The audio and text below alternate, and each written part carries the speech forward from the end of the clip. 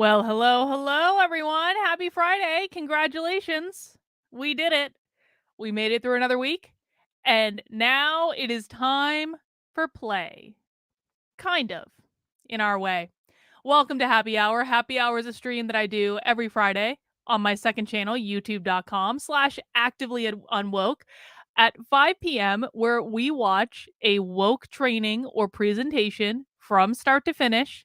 We talk about it, we banter about it, we analyze it, and we learn about it. And I got to tell you guys, and I said this on a stream last night on my main channel about why I don't think that school choice is going to fix the schools. I said that, and I genuinely mean this. People who watch Happy Hour regularly understand the woke left better than any commentator, better than any pundit, because we are taking the time to watch what they are actually doing in the real world. We're not looking at headlines. We're not looking at clips. We're not looking at the stories the media wants us to see. We're watching what they're doing when they think they're among friends. We're watching what they're doing when they're talking to each other. And we're watching all of it. Not just the fun bits, not just the more cringy bits, not just the outlandish bits that we can clip and put on Twitter and maybe make go viral. We do find those too, don't get me wrong. But we're watching all of it from start to finish. The presentation we're going to watch today, I think, is about an hour and a half long. And because we are watching all of it, and we have been doing this on a weekly basis, or even more if you count some of the videos we're watching on my main channel, I firmly believe that we understand this stuff better than almost anyone in the world. That's not an exaggeration. There are very, very, very, very, very few people who are actually taking the time to watch and to listen to the full form of what these people are doing. And I think it's really important to do that because what they're doing is so much scarier and so much more institutionalized than most people understand, and you only learn that when you sit back and watch it. So that's what we're going to do today on the show. Now, I do try to make it fun in that I'm going to drink some beers. We're going to tell you about the beers in a second. We're going to have some banter. We're going to have some play. Actually, today might be a great day for bingo. Let me get the bingo card up and running. Let me make sure it's the right bingo card. It is. Let me put that bingo card in the chat. Might be a really, really good day for it, because today we are going to be watching a presentation where students were put on the internet by their city for virtue points. This presentation, 1 year old today. How funny is that? It was meant to happen. We were meant to watch this today. 1 year ago, the city of Winston-Salem broadcast a forum in which they put high school students on the internet talking about race for virtue points. And we're going to watch it and we're going to talk about it. And I got some other backups too, just in case this one goes sour, because sometimes they just do. But I don't think this one will. Anytime they're putting students on the internet is a presentation that I want to see. It's some of the most powerful content that we've seen. It's also, quite frankly, some of the most disturbing content that we've seen. But we're going to watch it nonetheless. I hope you get your bingo card ready. Just go ahead and click generate card. And yep, this is the right card. Follow that link that I put in the chat, and you get your free square in the middle, and then we're going for lines or we're going for corners. If you get a bingo, just shout out bingo in the chat. You don't win anything. This is just to keep us fun and entertained. But we will congratulate you and celebrate you for getting that bingo. And then we go for blackout bingo. Now, we have achieved blackout bingo, not on happy hour though. We achieved blackout bingo by watching a presentation put on by the Portland, Oregon school district. And blackout bingo was achieved within like an hour. It was actually quite amazing. There were even several blackout bingos that day, but I would still love to get a blackout bingo in for happy hour. I think that would be pretty great. And so hopefully we can make that happen for today. All right, some other stuff before we get started. Now, because tomorrow is Saturday, we will be doing Socialism Saturday on my main channel. I went and found a couple great options today, but one of the ones that I landed on is a presentation called Marxism and Race. And it's actually, let me see if I can find, hang on. Here is what it's from. This is the thumbnail for it. It was from this conference called The Return of the State Anti-Capitalist Politics in a New Ecological Landscape, Marxism and Race. And I don't know what any of that means, but we're gonna watch that presentation tomorrow for Socialism Saturday, and we're gonna find out. We've also got a whole bunch of other presentations from that same conference that we can watch if we want. They've got Marxism and everything. They've got Marxism and reproduction. They've got Marxism and education. They have a panel for Marxism and pretty much everything from this conference, and I'm really excited to go and watch it. So that's going to be tomorrow at 6 p.m. on my main channel. I will probably still be drinking beer at that time because it's Socialism Saturday. We have to. Or I could drink vodka, I guess. Russian vodka, of course, but I don't have any. And they don't even sell that in New Hampshire anymore. So beer it is. I like beer better anyway. All right. Some other things that I want you guys to know before we get started. Now, just in case you haven't heard, next week, I'm doing a webinar with Gabrielle Clark. Well, Gabs is really doing the webinar. I'm just managing all the technical stuff and giving her a platform to do it. But Gabs is going to talk to us about building a case to sue your school when they hurt your kids. And she's one of the very best people to talk about it because she's done it. And she works tirelessly to connect parents with lawyers to help them sue the schools. So Gabs is going to talk to you about gathering evidence. She's going to talk to you about preparing yourself and your family to enter into a lawsuit. She's going to talk to you about finding legal representation. She is going to teach you how to hit the schools where it hurts. This is one of the most effective things we can do. Make them pay. Literally, most of these schools who are indoctrinating your kids, whether it be to critical race theory or radical gender ideology, they are breaking the law when they are doing it. But if no one is holding them accountable, they're just going to keep doing it. Parents have to step up. There are lawyers out there that will help you do it. And guess what? You can walk away with a little settlement that you can use for the down payment on your next house. That's real. I have a gentleman coming on my channel on Monday. His name is Sean. Sean is a dad in Maine who who sued his school over a free speech violation, walked away with a $40,000 settlement. This is not theoretical. So Gabs will help you find the lawyers. Gabs will help you know what to do to gather evidence. She's been through this before. She knows the way and she can teach you. That's going to be next week on Active. You can register now at activelyunwoke.com/events. Just go to the events tab. If you just go to activelyunwoke.com, and that's where that's going to be. There's a $20 fee to join. That fee does get split between Gabs and I because we have to pay for the technology to host these things. We're hosting it on a private webinar platform to keep the identities of participants protected, to make sure we don't get canceled, things like that. And of course, Gabs is a full-time activist. I'm a full-time activist. We need to actually be able to support what we're doing, and this helps us do it. Cubby AD, hi, I said hello earlier, but YouTube decided to unsubscribe me from Actively Unwoke. Oh, isn't that nice of YouTube to subscribe you from a channel that you decided to subscribe to? Guys, please make sure you are subscribed if you're not already. Just so you know, YouTube does this every single day on both my channels.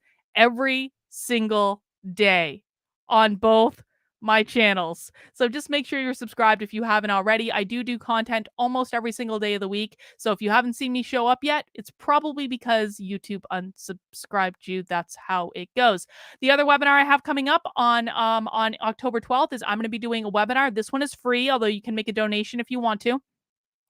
I'm going to talk about change management and change management processes that work in organizations, some of the biggest organizations in the world. And I'm going to apply that to what I think we need to do to beat back the woke left insanity in this country. Yes, it is a change management problem because we are talking about a culture change problem. And so I'm going to lay out what I mean when I say change management. I'm going to lay out how it works in organizations, and I'm going to teach you where we're at in terms of beating back the culture war and what we need to do. I have very distinct thoughts about this. I've been thinking about this for a while, and I do believe there are certain roadblocks that are just insurmountable right now unless people start thinking about this very, very, very strategically. So that's going to be on October 12th, and you can join me for that by registering over at activelyunwoke.com/events. We've also got book club coming up next month. Next month. Next month is tomorrow. Wow. October 22nd, we are reading the Communist Manifesto. This is for supporters of my in my community, whether you're a supporter on Patreon or locals on Substack, what have you. And we are reading the Communist Manifesto, and we're going to have a nice chat about it on October 22nd. This is really important because we want to make sure we know what our enemies are doing and what our enemies are thinking. This directly ties into Socialism Saturday, because what we're finding is that what was said in these socialist presentations 5 years ago is what's showing up in the Democratic Party talking points today. So anytime we're watching socialism, it's like a preview of where things are going. And we need to be able to speak their language, and we need to be able to know how they think. And that's why we're doing Communist Manifesto Book Club. We also have another book club that's meeting tomorrow. If you're in the Actively Unwoke Book Club, I do hope to see you at 3 p.m. tomorrow for our second of 3 sessions. If you're not yet signed up, you can register at activelyunwoke.com/book club. And of course, if you want to support the work I'm doing, you can head over to activelyunwoke.com/support. You can join me on Patreon, get some cool perks depending on how much you want to give per month. You can join me on Locals. Locals is where I tend to hang out the most, is where I engage the most in my community. So that's a great option, $5 a month or $50 a year if you want access to that. And of course, on Substack, all of my Substack articles are free, but you can choose to become a paid subscriber if you do want to support the work I'm doing. And I greatly appreciate it. And of course, I'm still doing fundraising for my Schools Exposed campaign. We're up to 112 people that have donated to support the campaign. I'm really excited about it. We're going to be switching into high gear for the last 3 weeks of fundraising. I've kind of let it be a little bit of a lull because it's been Mercury retrograde. You don't want to push things strongly under Mercury retrograde, but we're coming out of Mercury retrograde now, and I want to drive that number up. I would like to get over $20,000 because that'll give me a nice marketing budget. That will give me a FOIA budget because FOIA requests cost money, and I am going to be donating some of the proceeds of this program to fulfilling FOIA requests to be able to get information from the schools to find out what they're doing. And there are lots of other things I want to do as well to make sure that I can train 10,000 parents how to find out what the schools are teaching their kids with publicly available information. You can find out more about that by going to Indiegogo and searching for the Schools Exposed campaign, or you can head over to, actually, let me get my little ticker, unwokearmy.com/parents, and that's going to redirect you right to the Indiegogo campaign. And there are some great perks you can get. I won't bore you with all the details, but you can get some of my shawls. These are hand knit shawls, beautiful shawls that I spent weeks, months at a time working on. I'm putting them up for perks because I want to add some extra incentive to give you something beautiful and hand knit. And there are other things that are practical and related to the program too. Not everyone's a shawl person. Not everyone's a knitting person. I understand that, but you can get some other great perks as well. And you can find out more about that on the Indiegogo campaign. And that's all the shilling I have. But we have a question of some beer. So I have 4 craft beers I want to talk to you about today, and per our happy hour tradition, you will get to vote on which beer I drink first. So our first beer today, I've had this one before, and I love it. It's so good. It's called Ambrosia, and it's after Edward Scissorhands, and this beer really does taste like ambrosia. It's very cherry and citrusy, and it's just so fucking good that I had to get it again. So Ambrosia is our first one. This is the only one that I have to, well, this is the only one that I've had today that I've actually had before, and I know it's great, so that's an option. Now, but I thought of you for this next one, okay? I thought of you. This is another beer dedicated to Bot. You're going to love this, Bot. Purple Rain. Purple Rain from Magnify Brewing. This is blueberry, cheesecake, and grape sour. Doesn't that sound delightful? Purple Rain. I don't know if any of you got the chance to ever see Prince live when he was still alive, but I did, and it was one of the most amazing shows that I've ever seen in my life. So I like it for a couple of reasons. Now, also from Magnify Brewing Company, Rocket Pop. And this is going to be a smoothie sour. These are smoothie beers. They're actually saying on the beer can that they're smoothie beers. Look, it says smoothie beer there. It says smoothie beer there. And this is a smoothie sour with strawberry, ice cream, and strawberries. And it's called Rocket Pop. And then our last option for today is this. I'm not sure what to think of this. I don't know if I want this one. It's called Sacked Lunch, and it is a white chocolate and plum fluffer nutter sour. I don't know how white chocolate and plum is going to taste like a fluffer nutter, but you have me at fluffernutter. There's nowhere else to go. Use if I see the word fluffernutter, like I'm in. I'm in. And so I had to get it to try it. So that's going to be our fourth option for today. So your options are ambrosia, rocket pop, purple rain, or fluffernutter. And I'm putting a poll in the chat on YouTube. Thank you to those who are watching on Odyssey, Rockfin, Rumble, Gitter, Facebook, whatever other platform you might be watching on. I'm sorry you can't take part in the poll, but I do appreciate you tuning in and watching, just making sure my streams are working on all those places, and they look like they are. Excellent. Now, while you guys are voting, I just want to show you something. We're not going to drink this beer today because it hasn't been in the fridge long enough, so it's not cool. But I want to show you this beer. And the reason I'm showing you this is I know a lot of you are interested in the craft beers that I'm drinking, but you think you can't find them near you. This is a beer that years ago when I last had it was really fucking good. And then they got rid of it for a while. And they had it at the beer store today and they had like a couple of six packs. And I was like, oh, because I haven't seen this beer in years. But this beer used to be in the supermarket. Okay. I've seen this beer all over the country and it's called Shock Top Twisted Pretzel. Shock Top does like a nice little kind of like intro Belgian white that you can get pretty much anywhere. It's really, really good. But the last time I had this Twisted Pretzel beer, which again was probably at least 3-4 years ago, it was so good. So you can find these in the supermarket. If you see it and you want to try it, I definitely recommend it.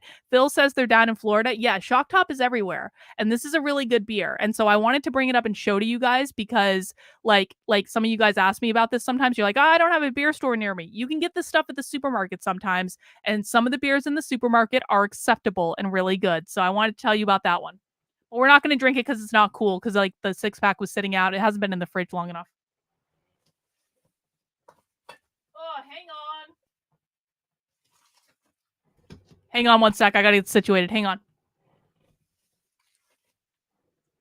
All right, let's see. How's this poll going? We're closing the poll in 10, 9, 8, 7, 6, 5, 4, 3, 2, 1. And it looks like we've got Purple Rain by a mile. All right, hang on. Let me get my beer in the cooler.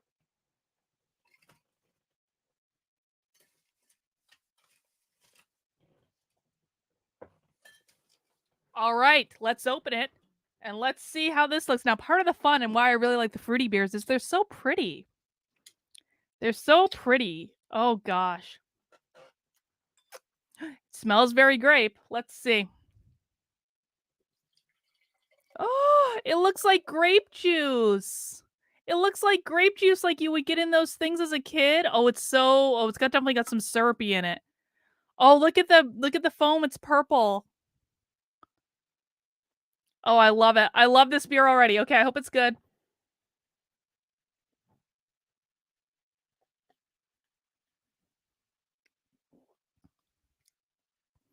It tastes like Kool-Aid. It tastes like Kool-Aid bot.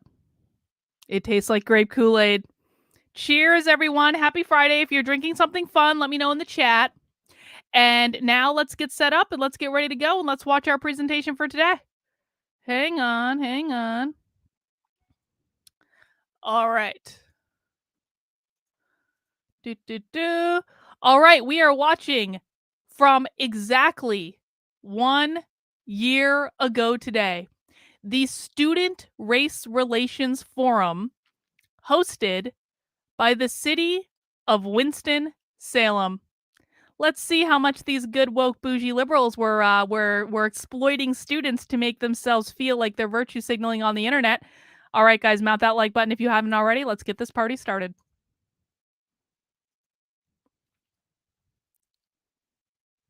There's no sound.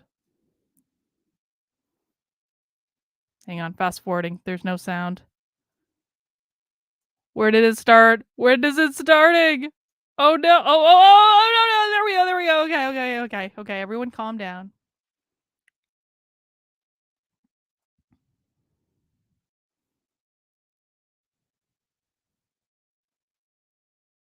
Yeah, mine, Pamela, MindMeisters. I actually do have that. That's a project that I've been working on today. So I do have MindMeister, and it's great. I love it. So thank you for that. I appreciate it.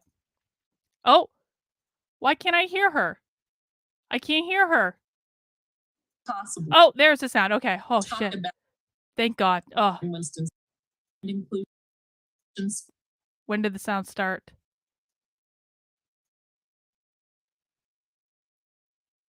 Student There it Race goes. Relations Forum. Ah, we My made name it. is Wanda Allen Abraha, and Hi, I am the Wanda. director Oh, of the captions. City of Thank you. Winston-Salem's Human Relations, Diversity, Equity, and Inclusion Department. We are excited, as always, to bring you this very, very important program. We're excited you brought it to us We too, are Wanda. always excited and very much interested in what our youth has to say here in Winston-Salem. The youth voice is very important, not only to the Human Relations Department and Commission, but also to the community at large. And so we would like to provide a platform, a safe space for our youth to talk about sensitive subjects such as race relations. Tonight is exactly that program. We want them to come forward to talk about what the state of race relations is like amongst high school students. And so we have students here from every high school in Winston-Salem Forsyth County Schools, and we have asked them to be as insightful and forthcoming as possible with sharing with us their insights and their firsthand experiences. And so I think we are in for a real treat tonight. We have a dynamic group of young people with us. And so I hope you just sit back and enjoy listening to what you are about to hear tonight. The bingo cards have different words, Shayna. Very important discussion. Not all of them have the same words. I would like to also thank the Human Relations Commission for hosting this program each and every year. Usually, of course, we are in person, and we usually have it at different high schools throughout the county, but we're erring on the side of caution again this year and just having it with the virtual format. But again, wait, do you guys see that? Do you guys see that? Do you guys see that at the top? This is bizarre. Do you guys see that at the top? What does it say at the top? What does it say at the top?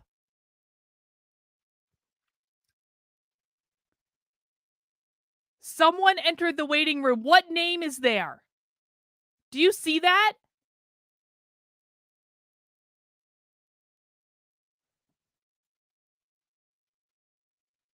There is a message at the top of her Zoom that says, it says my name. And spelled like mine too. Was I trying to spy stream this? Was I trying to watch this? Like last year and I just didn't realize it, or they wouldn't let me in? It says my name. It says Karlyn, Karlyn. And I've only met one other person in the world in my life that spells their name Karlyn, and it was not in Winston-Salem. That's this is a sign, guys. This is the universe sends us signs. They send us universe sends us signs, and this is the universe telling us that this is going to be good. No, this is not a repeat stream. I don't know, like I don't think that person is me, but what a coincidence. Holy shit.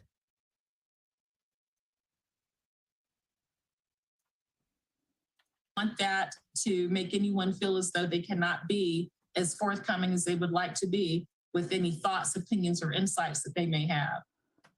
Also, we do have the chat feature on. So if you have any questions or comments for the panel, my staff will be monitoring those comments so that we can bring those forward at the appropriate time.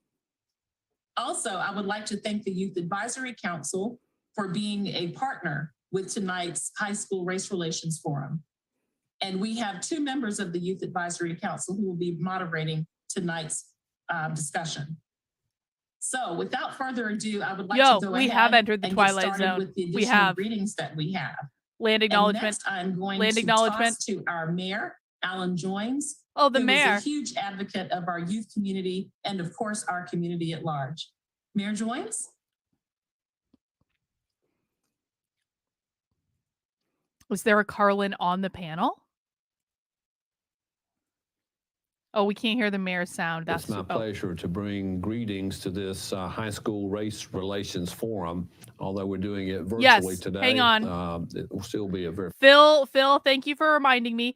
Please note, guys, we do not disrespect or make fun of kids in the chat or on the stream because the kids are a victim of this ideology. We don't do that. Just keep in mind that everything you say in the chat is public, okay? And it can be used against us because, like, if we find crazy shit in this webinar and then we clip it and put it on Twitter and then it goes viral, people can come back here and look what's in the chat and say, what a bunch of assholes, they were making fun of kids. So we don't do that. Don't attack the kids. It is not the kids' fault. They're victims in this. Thank you, Phil, for that reminder. I appreciate it. powerful experience. I've been able to attend some of these in the past, and I've been very They've done more than one? with the panelists that come together. They just told us they've done more than one. A topic or a group that is more important right now, and seeing the pressures that are on our high school students with things that have happened in our community in the past few weeks. So I really appreciate the panelists coming together, and those of you who will be watching and hearing from these young people. We learn a lot from them and how we can, as a city and a community, can address some of these issues in better ways there. So thank you for participating today. My best wishes to each of the panelists.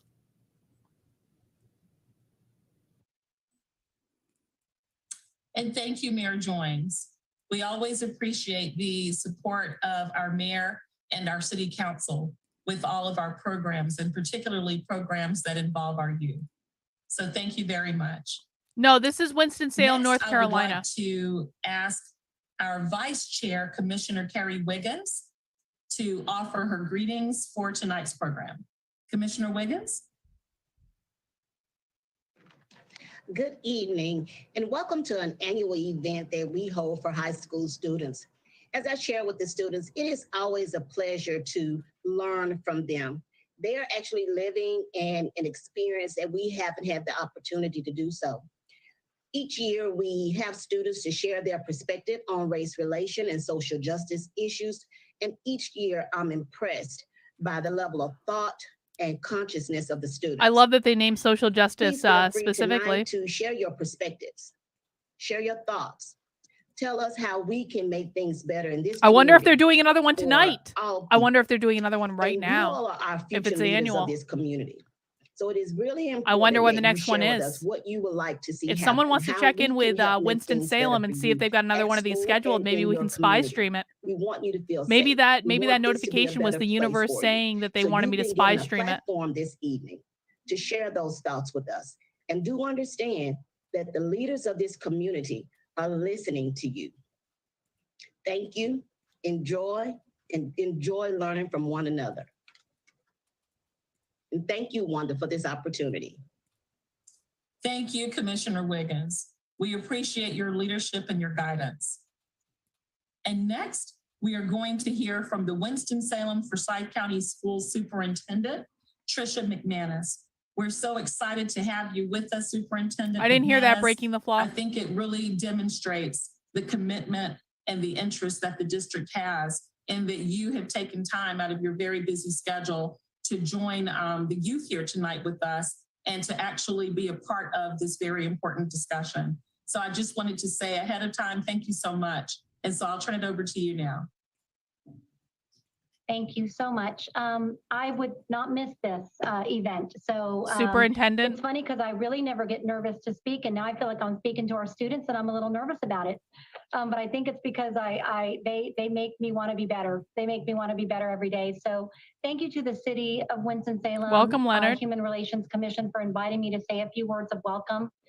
I'm completely honored to be amongst our amazing students who want to make our schools, our community, and this entire country a better place by having honest and serious conversations about race relations.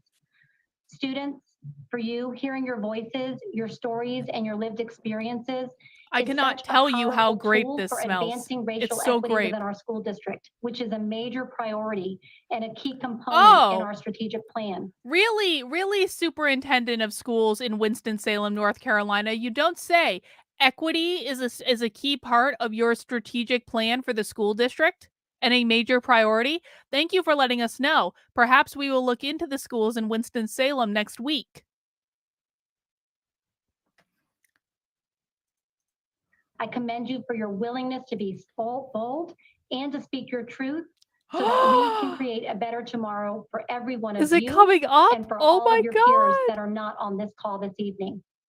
As we look at our district's academic achievement data, our discipline data, our climate survey data, it is obvious that we have a great deal of work to do to ensure that we serve every one of our students, that every one of our students is provided with access to a rigorous, high-quality instruction, as well as an inclusive learning environment that capitalizes on the strengths, talents, and gifts that every one of you bring to the table. And you bring such strength, talent, and gifts. There is brilliance in every one of the 53,000 students we serve in Winston-Salem, Forsyth County schools, and this should be represented in our data. When racial achievement gaps and disparities exist, it means change has to happen, and change is needed. And I can promise you students, and I can promise this community that we are working on systems level changes that will eradicate inequities and eliminate the data disparities that currently exist. We are very committed to you and to making our school system where students representing all races are able to thrive. So thank you, students, for using your voice and your advocacy for helping us to help us. They make this a literally just reality. streamed it Thank you yesterday. so much. Hang I on. look forward to Hang hearing on. Hang on. They literally just streamed. We fucking missed it by one day. They literally just streamed their high school race relations forum yesterday. It is on their channel right now. We could do a twofer today. This is last year's. They streamed last fucking night. I'm so angry. We could have done Spy Stream. That's all right, because the recording's still up. We're going to watch this one, though. But wouldn't that be, oh my God, this is even better. Okay, maybe we'll do a twofer. all of your thoughts this evening. And thank you, Phil. I've gotten your emails. Thank you. Thank you, Superintendent McManus. We really appreciate that. We appreciate your dedication. And God, your missed it passion by for the one students. day. And again, thank you for joining us. Okay, so now we're going to transition into what will preview the meat of today's program.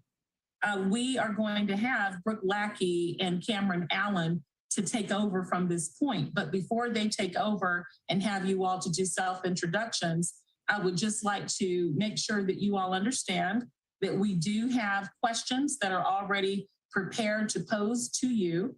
And Cameron and Brooke will take turns posing those questions to you all. And we just ask that you're mindful of the length of your responses, because we do want to hear from every single student who's on tonight's panel. We might have a lot of clips today, guys. I want you to be If prepared you've for that. spoken a couple of times already, defer to others who might not have had a chance to speak just yet.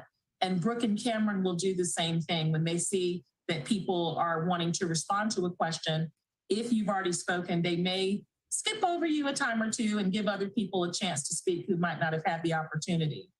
And also, these questions are guided questions, meaning that Brooke and Cameron do have the right to ask follow-up questions depending on your responses. And so if there's an obvious follow-up that they could ask, I trust that they will certainly do that, and that they will encourage you to maybe expound upon whatever it is that you've shared with us. And so again, just wanted to kind of lay those ground rules. Of course, we're going to be respectful of everyone. We're not going to be using inappropriate language. We're not going to attack others if their points of view may differ from our own. And we're just going to show some respect for each other. That's what this is all about anyway. And so if there are no comments or questions, Brooke and Cameron, I am turning it over to you to take it from here for the remainder of the evening. All right, thank you, Wanda. Before we get into the guided questions tonight, we are gonna have all of the panelists introduce themselves. I'll go first. My name is Brooke Lackey. I'm a senior at Middle College at Forsyth Tech. I use she, her pronouns, and I will be one of the moderators for this evening. I'm gonna pass it to Cameron. Hi, I'm Cameron. I'm also a senior at the Middle College of Forsyth. I'll also be one of your moderators for today. Thank you. He didn't introduce his pronouns. We'll just pass it to everyone. If you see that there's somebody that hasn't spoken yet, go ahead and call on them. And then towards the end, we'll ask people who haven't gone yet to raise their hand, and then we'll just have everybody introduce themselves that way. So I'll go ahead and pass it to Edwin. Hello, my name is Edwin Castillo. I'm a senior at Atkins High School. And I'll pass it off to Jaden, my other counterpart from Atkins. Hello, my name is Jaden Hall Ingram. I'm a senior at Atkins High School, and I'm going to pass it off to Joseph. Hello, my name is Joseph Harrison. I'm a senior at Mount Tabor High School, and I will pass it off to Megan. I think it's great that we've only heard one pronoun so My far. name is Megan Maloney. I'm a senior at Reynolds High School, and I will pass it to Tristan. Hi, my name is Tristan Moore. I'm a senior at Walkertown High School, and I'll pass it off to Madison. Hi, my name is Madison Spangler. I'm a senior at West Forsyth High School, and I'm going to pass it on to Zuri. Hi, my name is Zuri Sweat. I'm at West Forsyth High School, and I'm a junior. I'm going to pass it on to Nancy. My name is Nancy Herrera, and I am a senior at Glenn High School, and I'll pass it off to JLo. Hi, I'm Jill Page Thomas. I am a sophomore at Parkland High School, and I'm going to pass it on to Treasure. Hi, my name is Treasure. I go to Reynolds, and I'm a senior. I'm going to pass this on to Isaiah. Hi, my name is Isaiah. I'm a senior, and I go to Glenn High School, and I'm going to pass it off to, sure who hasn't went yet, Eddie. Hi, my name is Eddie. I'm a senior at Parkland Magnet High School, and I would like to pass it to Ezekiel. It's so hard for me to watch Ezekiel kids Tracy. on doing this stuff. It really is. I'm in 10th grade. I'd like to pass it on to Orion. Hello, my name is Orion Sledricks. I'm a sophomore at Paisley IB. I'd like to pass it off to Mora. Hi, I'm Mara Cole. I'm a sophomore at Paisley IB, and I will pass it off to trying to see who hasn't gone. Rishi? Hi, my name is Rishi Sambasivam, and I'm a senior at Reagan High School, and I'll pass it on to Naja. Hi, my name is Naja, and I'm also a senior at Reagan, and I'll pass it on to Tristan. I'm going to pass it off to Jose since I already introduced myself. Hey everyone, my name is Jose Alonso, and I am a senior at North Forsyth High School.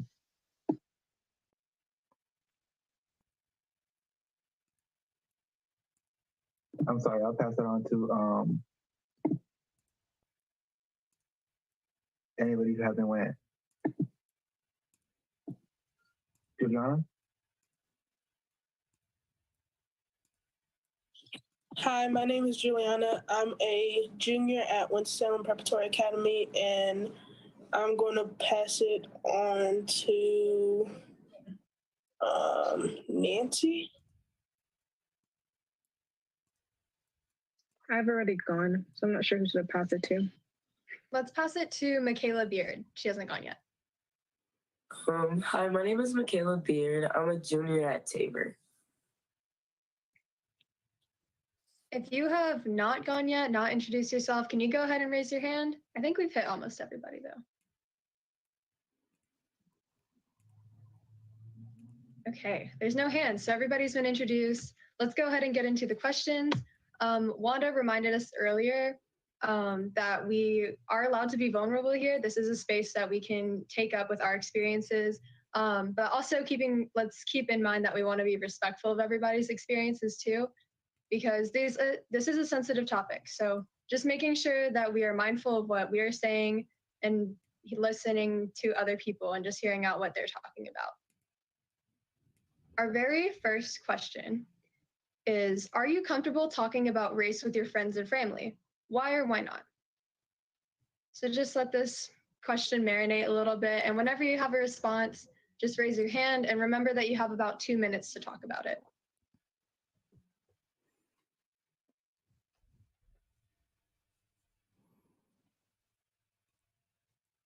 I see that Isaiah has his hand raised. Go ahead. I'm fortunate enough to be able to talk about my race relations with my family. And that in turn kind of gives me more clarification of who I am as an African American. And I think it gives me more of a broader perspective on some current events.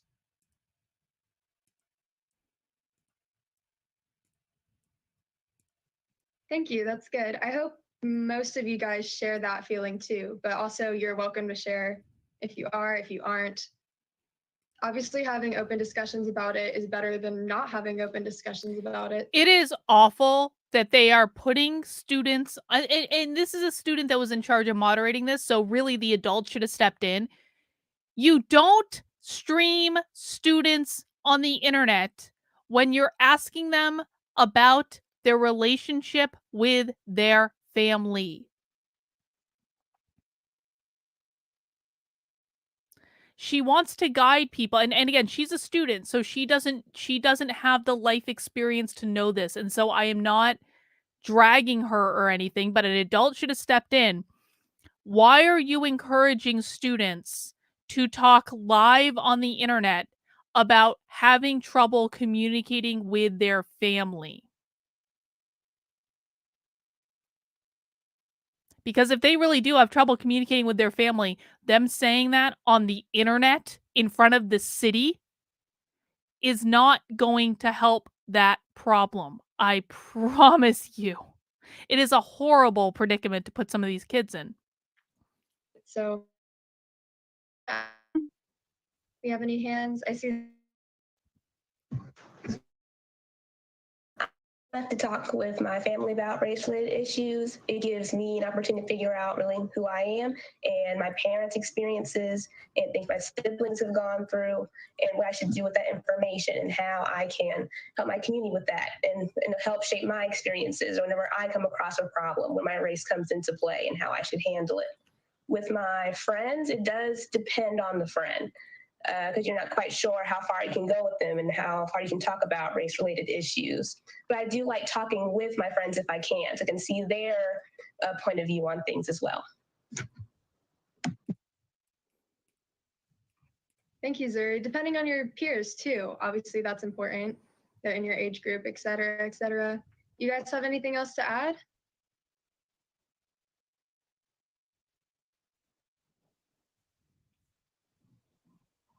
If not, we can move on, but I want to make sure everybody, oh, I see Edwin has his hand up. Go ahead.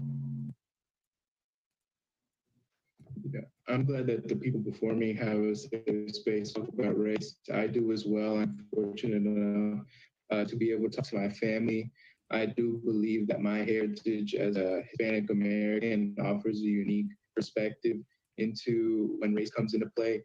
And with my friends, I know a lot of people do feel uncomfortable talking about race, but I do feel like it is a conversation that is necessary. Because even though a lot of people may say they don't want to see color, I do believe that race makes up a large part of who we are as people, and therefore is integral at starting a dialogue and getting to know who someone really is.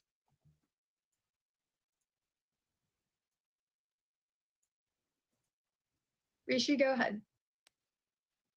Hi. Yeah, I just wanted to say also that talking to your family, I think, is really influential, like when you compare it to talking to your friends, because me personally, like both my parents were raised in India and they had to immigrate over. So they kind of like understand what it's like to be a different skin color or a minority. And a lot of my friends, I can talk to them about it, but they might not understand it like my family does, like my sister does. She's been in the school system, she's graduated. So confiding in her is really important to me. And just talking through all the issues, or even telling my parents like something that they might not have experienced when they were in America, is really eye-opening. And I think it's necessary to kind of just break down barriers and teach other people something that they might not know. Thank you guys, both of you guys, Edwin and Rishi, for being open about that. Obviously, everybody has a different perspective on it, and seeing how your family comes into play. That's really important too. We have some time for a couple more responses if anybody wants to add on to it. Jaden, go ahead. So I just wanted to say, I agree with what everybody else has said before me. And I'm fortunate enough to have teachers and staff and people at my school who I can talk to about it as well. So.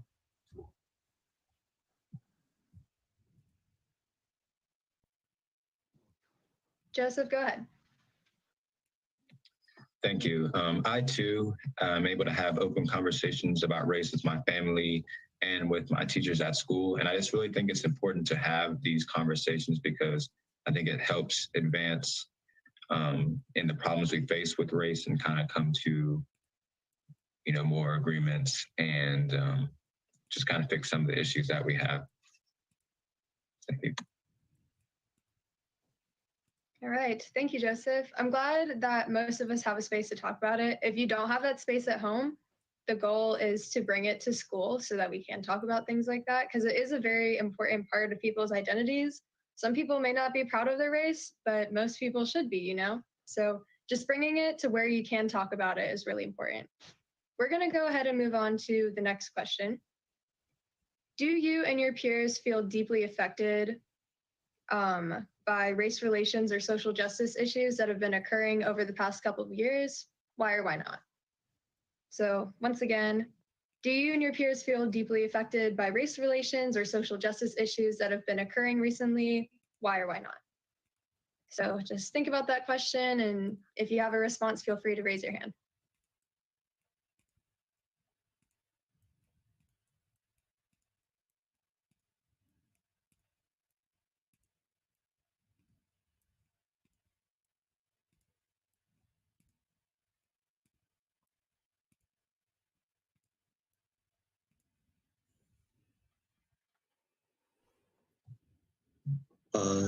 You can go, Michaela.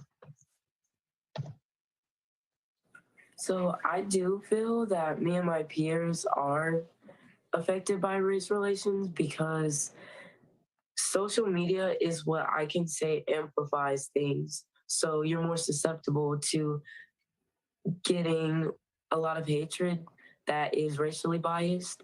So especially if it's just certain denominations or how you kind of, how your character is, how your personality is. So I definitely do say that, like, me and my peers definitely would experience it, just because now that people do have social media, they can say things and then you not even know who said it to you. So.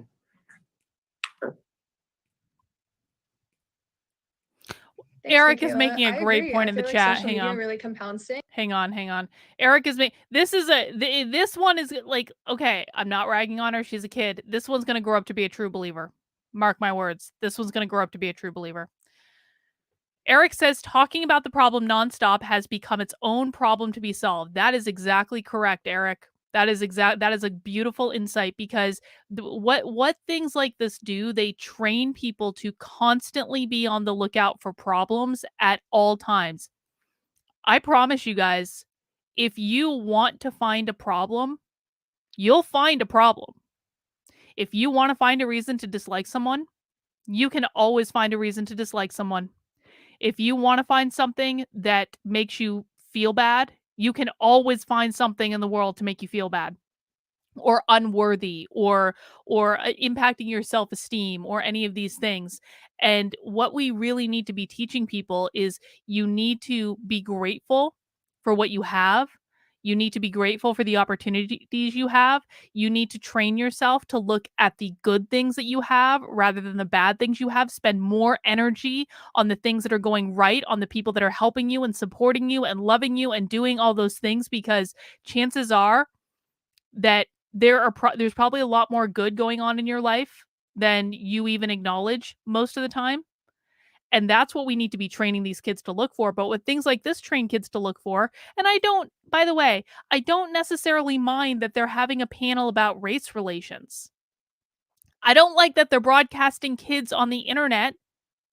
That to me seems like a severe invasion of privacy to broadcast these kids on the internet, putting them in extremely vulnerable positions, leaving it on YouTube so that people like me can find it and do God knows what with it.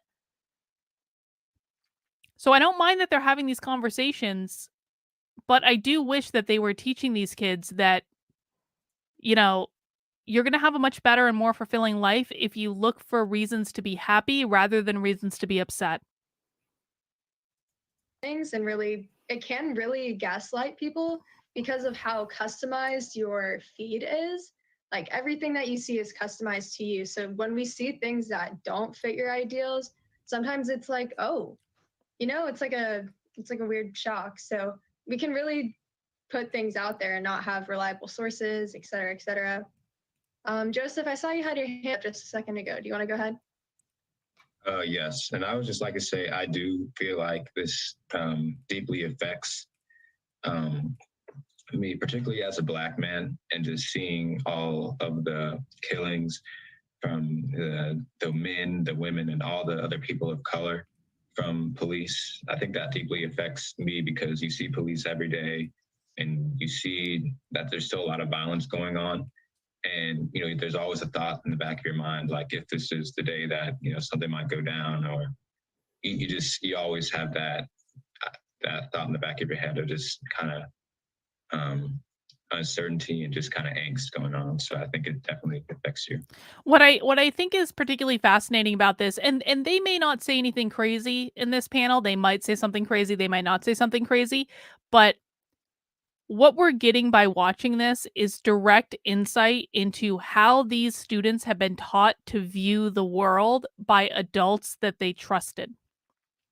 Now, the things that they end up saying, they may be based in reality. They may be things that adults have just repeated to them over and over and over again. So in their head, they think it's reality, but it doesn't actually match up with what reality actually is. Both of those things could be true.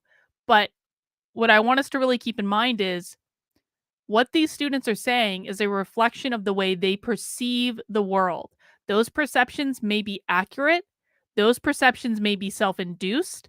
Those perceptions may be induced by the adults in their lives. Those perceptions may be induced by their teachers and by the schools. So just keep that in mind. Like, what we're hearing from these kids is a direct reflection, probably, of what they've been taught to say and believe.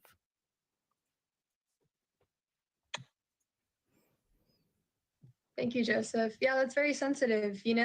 There's a big debate right now over whether or not we should have police officers in schools, whether that helps people or is more of more traumatizing in a sense. So there's a lot of different opinions on that. Does anybody else want to add on to this? How you feel about social justice affecting you recently? Yeah, Go ahead, take the floor. Yeah, I agree with Joseph, and it also makes my other friends of color more aware of our surroundings due to the past events that have happened. I wanted to agree with Isaiah and Joseph. Just as a Black man, you have to really be cautious of what you do and where you do it, and always have to double check what you're doing, displaying wherever you are. So. All right, I see Ezekiel has his hand up, and also Naja, I see you too. So Ezekiel, go first, and then we'll go past it to Naja. Thank you. Can you hear me? Well, okay. I feel like at Paisley, at least the peers part, they've done a good job of not letting that get in the way of how we communicate. like not like trying to overcompensate or like act too nice. Like they're just still like the same person to me. But everywhere else that I've before when I was in middle school, I feel like that did like it did impact kind of the way that people like talk to me. Like sometimes like I would be placed in like almost all white classrooms, and some of the people just would not talk to me if I would like talk to them or like try to ask them a question. It was just a weird experience because most of the time, like at least when I was in middle school, most of the classes that I had were all white classes.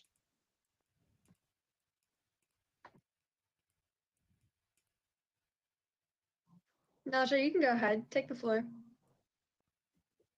I feel like it does affect us a lot, especially with when adults see this stuff happening. A lot of times, a lot of pressure is put on younger generations, and right now we are that younger generation, and nobody really has like one right answer to how to fix these issues. So it's kind of a lot of pressure, so it affects us. Welcome to life, honey. Welcome to life. Thank you guys both for your input. Very important answers to that question. Do we have anybody else?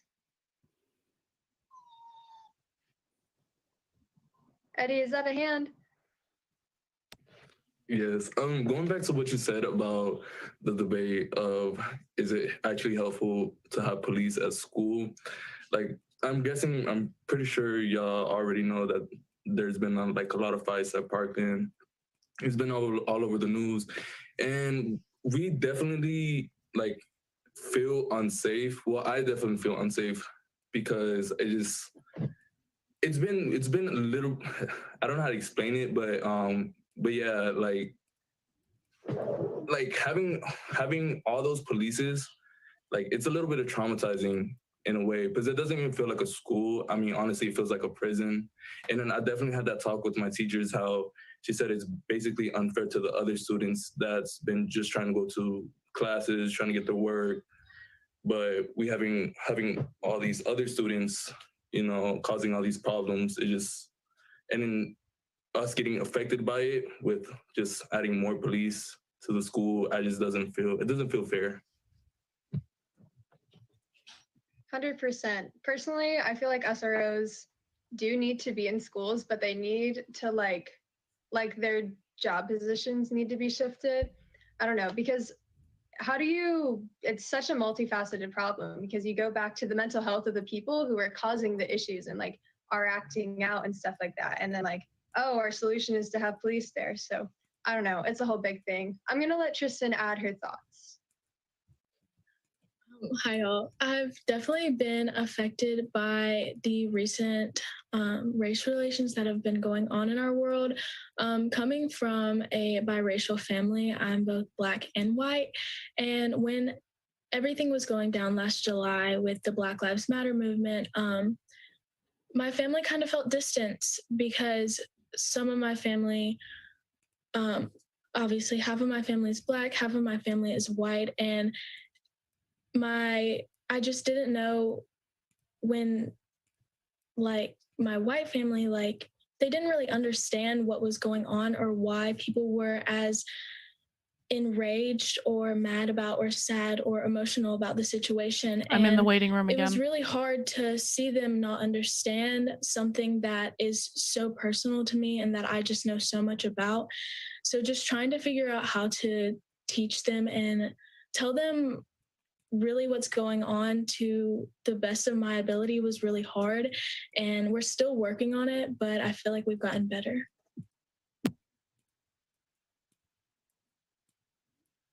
Cool. Thank you, Tristan. I get that. It's weird. You have an interesting perspective on it because you have half of your family not really sure how to help, the other family being affected. So actually, do you guys have any more responses? Wanda said that if we want to keep going, feel free. Edwin, you've got your hand up. Go ahead. Yeah, so I wanted to talk a little bit about, I guess, the SROs and the police in school. I feel like one of the biggest problems that we have with police in school, and I think Eddie said that there was an increase in police, it just feels like it's more of a militarization, and the way we see police now, it's more like we're waiting for something bad to happen for them to act, instead of actually changing the different issues that we have, the mental health issues. At Atkins, I'm proud to say we have an SRO, and whenever we're in the lunch line, he goes out and he talks to students, he greets the students. I really do feel like it should be more about police and other kinds of people to be agents of change rather than trying to wait for something bad to happen to act. Thank you, Edwin. I think that's a big thing, because it should be that your SRO should just be able to go up and talk to you, but some people would be really uncomfortable with that, obviously. So how do you build that trust between students and SROs and administrators and everybody? How do you build that environment in a school so that people do feel comfortable and do have a safe learning environment, so that people don't feel threatened at school, you know? Anybody else have anything to add? Jaden, go ahead. I just wanted to quickly add how it might be important for people to be reintroduced to SROs and police officers, just because of all the stuff that's happened in the past year. I mean, did anything happen there? Thank you. Do you guys have any, have you guys thought at all, Student how we resource could improve officers, these relationships police with officers in SROs? schools. Obviously right now we feel like whenever there is issues at school and police are the ones to address it, usually it feels intimidating. Usually it's traumatizing. So do you guys have any ideas of how we could change that a little bit? I see a lot of hands. I'm going to start at Jayla, then we'll go to Ezekiel, then Edwin. Isn't there supposed to be another moderator? Well, I think she's steamrolling. If you want to improve your relationship with the students when it comes to the police officers, you should really, like you said, talk to them. A few weeks ago, there were SWAT teams at my school, guys with huge guns and stuff. And one of them actually came up to me and was talking to me about my lunch, asking me what was in my lunch.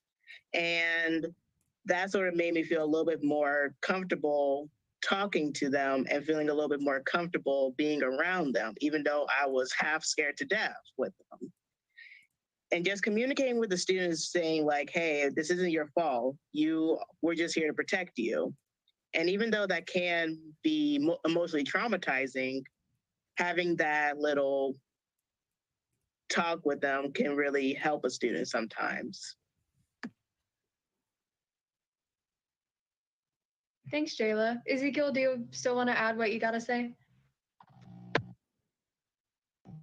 Yeah, I feel I agree, the SRO coming up and talking to us, but at least this year, our SRO, he came into our classrooms because he's new. He came into our classrooms and he sort of talked to us, explained who he is, and kind of he was very different. He was more he offered to come to our sports games for moral support.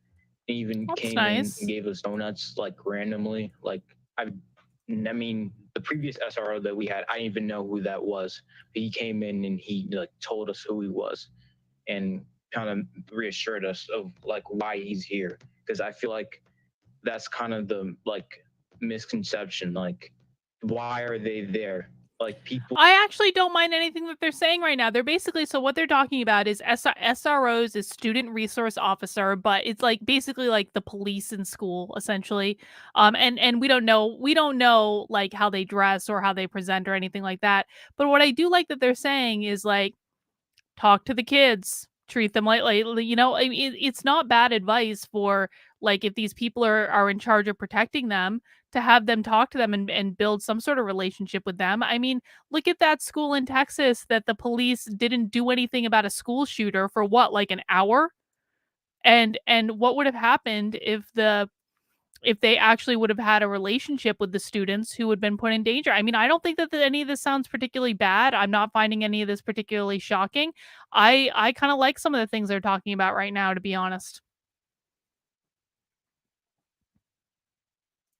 If you were someone who went to if you were homeschooled and then you came to school and you just saw a police officer that's just there every day, you'd be wondering, okay, why is there a police officer here? Is there a certain environment It makes sense to have them explain what within the their role school is. that the police officers obviously there to address. Like, it was just more reassuring when he came into our classrooms and kind of explained to us why he's there. Thank you, Ezekiel. And shifting the idea that, like, their title is School Resource Officer. That's what SRO stands for. So shifting it away from this idea of, oh, they're supposed to be there when something bad is going to happen, to more like, oh, they brought us donuts and like they're willing to talk to us and they're willing to be a school resource. That could be a solution in itself, you know? Edwin, do you want to go ahead? Yeah, Brooke, you kind of hit the nail on the head with what I was going to say. It really has to do with the humanization of the people we have around us. As you said, the SRO should be a school resource, not only there to protect us, but to help us, reach out, be an active member of the community, because like Ezekiel said, they're there every day. And so the same way that they should be open about students, we should also be open about humanizing them, because they're to serve us primarily. I think that's a really good. I think there's a good comments. I do. I don't see anything wrong with any of this. I was gonna add on that. Go ahead. And Isaiah too. Okay. I was gonna say, I think that, about 2 years ago, our council did sort of like a project where we were able to talk to police officers and like discuss issues. I think more of those centered in the different schools, that would probably help a lot. You guys think that? I think that's a great idea. I think that's a really great idea to have the kids actually talking to the police officers. I think that's a great effing idea. Trust talks? Yeah, the trust talks we did. Yeah. Okay, got you. Youth Advisory Council a while ago did these things called trust talks with police officers, and it really just opened the floor and made all the SROs come off of their pedestals, and we were all equal and able to talk about things. So yeah, just having more open conversations with them. Isaiah, go ahead. Yeah, personally, my school in particular doesn't really give SROs like a platform to introduce themselves, which kind of makes it hard for students to connect to them, if that makes sense. So I feel like, the school should introduce a platform for the SROs. That would be perfect. I think that's another thing. I don't want to look at an SRO and think, oh, he wants a reason to get me in trouble or something like that. They're human too. They want to get to know you, but how are you supposed to do that in a job position where you don't have that space to introduce yourself to students? So that's a whole nother thing. It's just having a space within a school to be able to get to know the students you're supposed to be working with. Let's see. Ezekiel, I see you have your hand raised. I'm going to see if anybody else does. I just wanted to add one more quick thing. I do agree that meeting the officers is really important, because I feel like, at least right now, with the way the media works, when you look at them, it's kind of dehumanizing them. And when you actually talk to them, these are actual people. You just look at a police officer, you don't know who they are. They're a stranger to you. You don't know what they're gonna do to you, and they obviously have superior authority to you, so they can kind of do whatever they want to you, as long as no one else is watching. They could just ask you anything, and ask you to do something that you don't want to do, you don't feel comfortable with, if you feel like it's unwarranted. So I feel like once they kind of as they said, one of you guys said, step off their pedestal, I think that's really important. It's scary to think that people would even think to do that, in their position of power, to exercise that over you. But I think we like to think that stuff like that can't happen, but it really can. So thank you guys for all. I'm drinking Purple Rain, Murphy's Pool. Cheers to you. To the next question, right? Okay, so good responses, guys. No Italian water beer today. Question, do you guys think it's important for teenagers to be involved in race relations or social justice issues? Why or why not? Here we go. Joseph? Yes, I definitely think that teens should be involved in race relations, because that's the only way, like I mentioned earlier, and like everyone else did, that we'll be able to progress and make changes in our world and in our schools and environments. I think the more active we are, and obviously there are different ways we can do that, that's those are the ways that we can kind of see the changes that we're searching for. Yeah, I totally agree with you. I feel like as the youth, since it's mainly, well, we're going to be the next generation that, well, has society. I think that we should like focus on expanding our knowledge on social issues and trying to bring awareness to these issues. Zuri?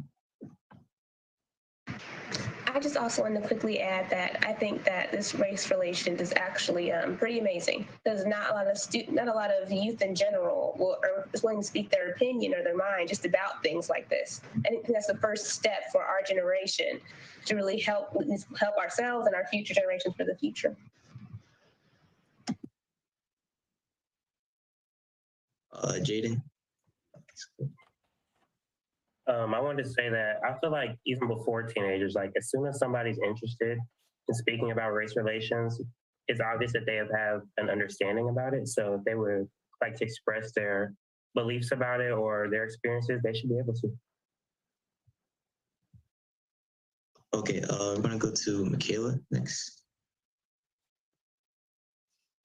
I do think that it's important for teenagers to be involved in race relations because I can say as teens, we tend to hide our feelings a lot, especially if we feel some type of discrimination or basically we feel like we have to segregate ourselves in order to basically feel inclusive. So I do think that it's important for us to actually be involved in situations like these because if not, we're going to end up pushing ourselves into like this really deep depression about situations that do actually mean a lot to us and do actually. Someone needs to teach her immediately that if she is telling herself that she will become depressed, then she's probably going to become depressed. Someone needs to teach her that's not how this stuff works. That just because the world doesn't give you what you want, and you can't. If the world doesn't give you what you want, and you say, if the world doesn't give me what I want, because if the world doesn't give me what I want, I'm gonna sink into a deep depression. Yo, that's not gonna bode well for her. I might sound like I'm making fun of her. I'm not. Like it honestly concerns me when I hear kids say, if the world doesn't give me what I want, I'm gonna sink into a deep depression, because guess what? The world is not going to give you what you want. The world is going to give you what you deserve. Will actually might cause some type of hurt or some type of emotional pain to us. And I feel like when teenagers do experience pain and hurt, we just kind of brush it off or kind of hide under it because we don't think it's that important. And we don't think people are going to be actually willing to listen to us. So I do think that it's important that we do involve ourselves, because by not involving, we're only going to end up hurting ourselves. And then we're just going to end up in this really bad mental state. That was really good. I guess we'll go to Madison. Teens are like so crucial in this conversation because I feel like each generation has their own thoughts on race. I mean, I definitely don't have the same opinions as my grandparents do about race. So I feel like having this conversation and being with a group of teenagers and being able to learn and expand my mind and be able to grab new ideas about it so I can shape my children and then the future generation as well. So it's really, really important. I really like the way that you brought up the fact that you feel like you need to instill like these values in your children so that they know how to go into society. Megan? Yeah, I absolutely agree because our generation is the next generation of leaders and we're also the next generation of voters.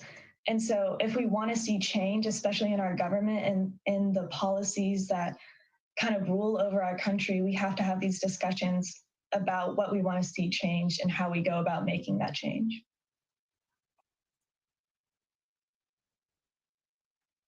Isaiah? And I think it's imperative for kids to like start getting involved in our community, like especially at the local level, because that's where like our school boards are at. Stuff like that directly correlates with like racial relations and stuff like that. If that makes sense.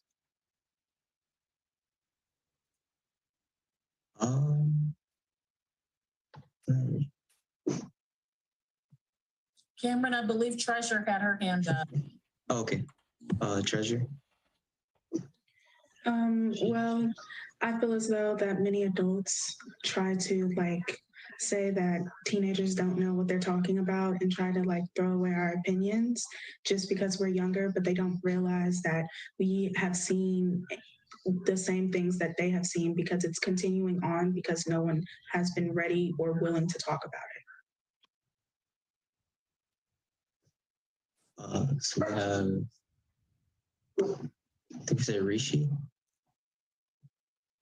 Yeah, I feel it's important that we join these groups because sometimes the only way for some kids that are like reserved to kind of speak up about like race relations is if they have like other kids in their demographic or kids around their age that they can speak to. Because sometimes you don't always want to talk about it to older people or people they don't feel like will understand. And sometimes adults make it seem like it doesn't affect us directly. Like, why are you posting petitions on your story?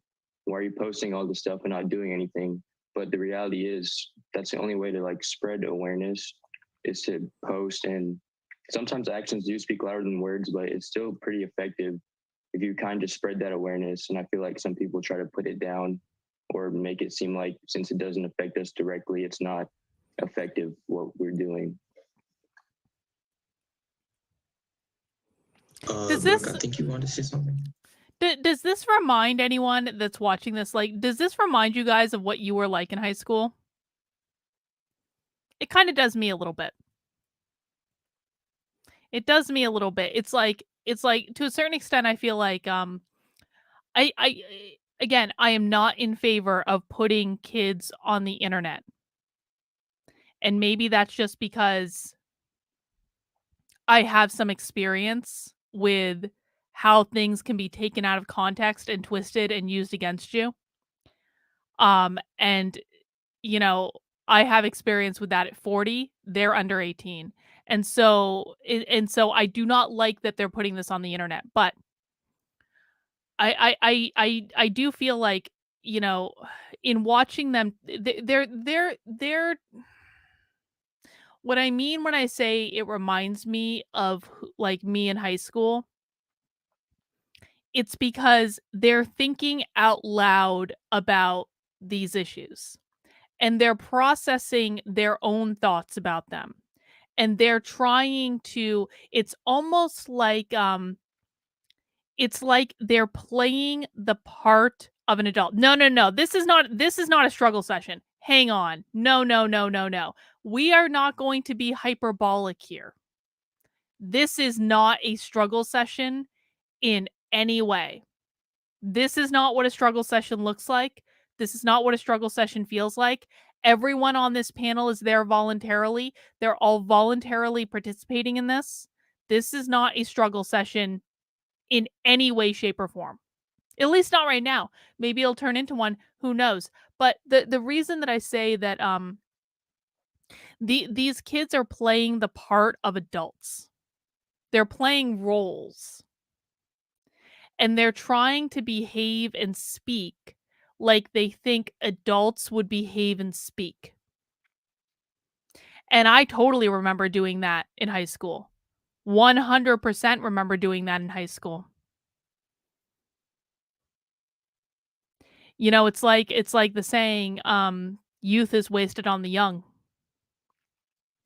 When I was younger, all I wanted to be was older. Now that I'm older, I'm like, man, all that bullshit that I thought that older people did, it was all bullshit.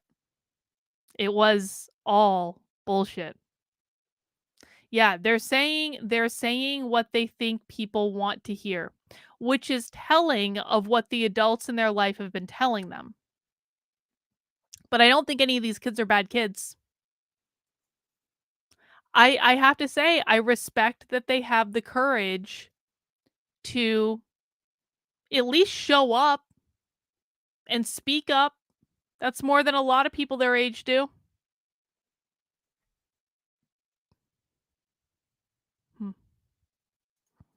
Do you have your hand up?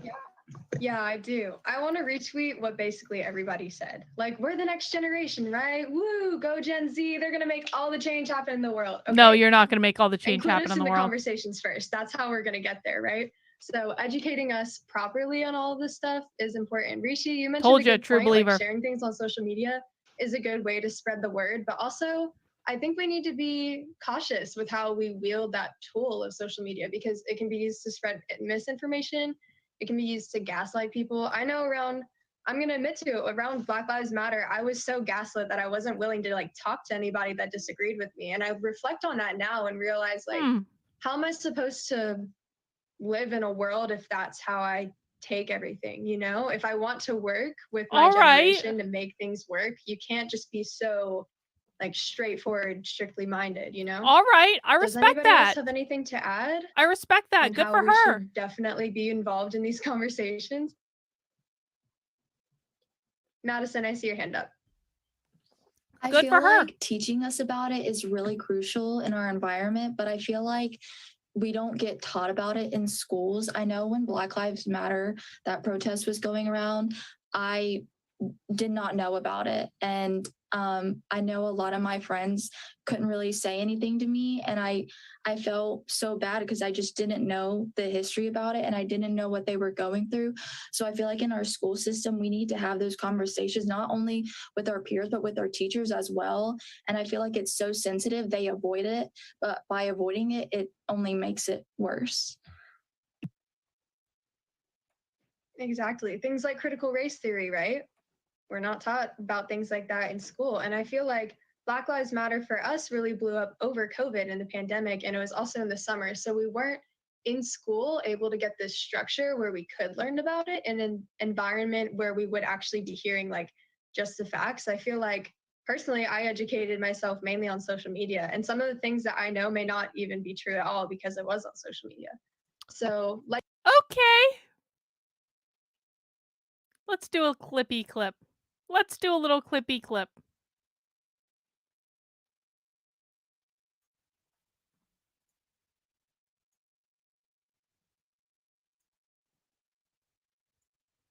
Hang on. Configure recording. Yeah, I got that. Oh, I don't got that set up right. Hang on. All right. Clippy clip.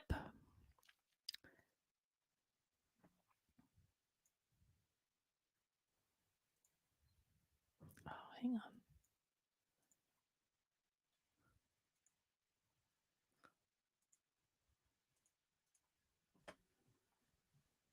Madison, I see your hand up. I feel like teaching us about it is really crucial in our environment, but I feel like we don't get taught about it in schools. I know when Black Lives Matter, that protest was going around, I did not know about it. And I know a lot of my friends couldn't really say anything to me. And I felt so bad because I just didn't know the history about it and I didn't know what they were going through. So I feel like in our school system, we need to have those conversations, not only with our peers, but with our teachers as well. And I feel like it's so sensitive, they avoid it, but by avoiding it, it only makes it worse. Exactly. Things like critical race theory, right?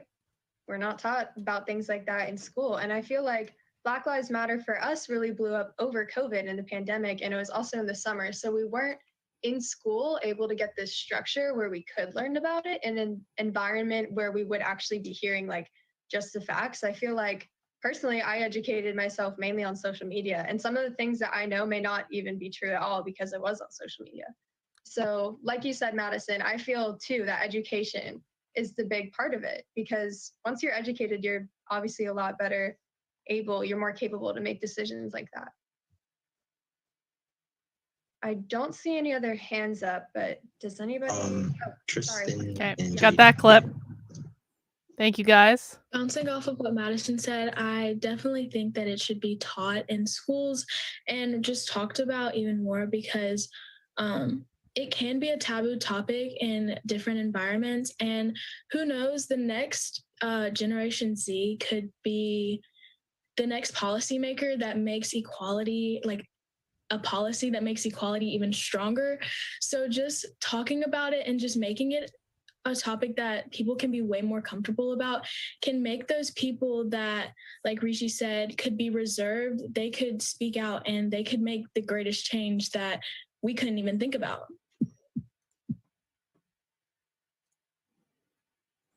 I wanted to go off of what Brooke and Madison said.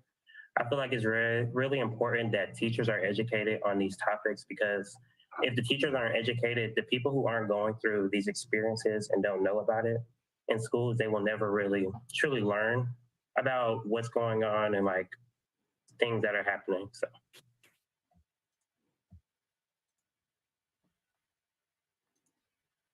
I think Orion has something too. Yeah, bouncing off of what Jaden said, I think it's pretty focal for teens to be invested in kind of shaping the curriculum of these classes, because most of these, I feel like most of the interactions with teachers about these topics are so sensitive because of the main demographic of people discussing them.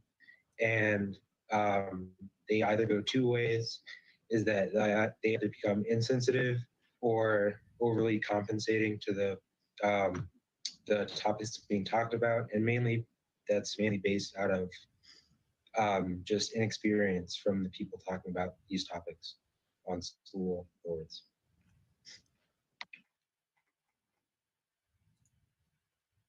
Thank you, Orion. We just got a question from a viewer, so why don't we go ahead and answer this? Do you think that most of your peers and teachers recognize that they have implicit biases, or that most of them think race isn't an issue and that they don't see skin color? Do you guys here we understand what that go. question's asking? Here we go. Do we need more clarification? Okay, cool. I'll repeat it again. Do you think that most of your peers and teachers recognize that they have implicit biases on race, sexuality? Obviously, we're focusing on race, but just implicit biases, period.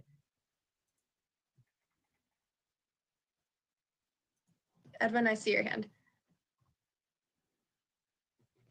Yeah, so what Atkins, I feel like, and this has to do also with just the diversity of our students. I do feel like our teachers are open about their implicit biases. I feel like they're able to recognize that. And as your question stated, I do feel like most people are, although there are some exceptions to that. And that has to do, again, with ignorance and just lacking the willingness to have these conversations. But it's things like this, things that we've said, education plays a big part in it. Talking to the staff so that they can talk to us about it is just very important to the conversation. That's good that you feel that way, that most people do recognize that, but also recognizing that not everybody's gonna. She's definitely a future like gender studies PhD, absolutely.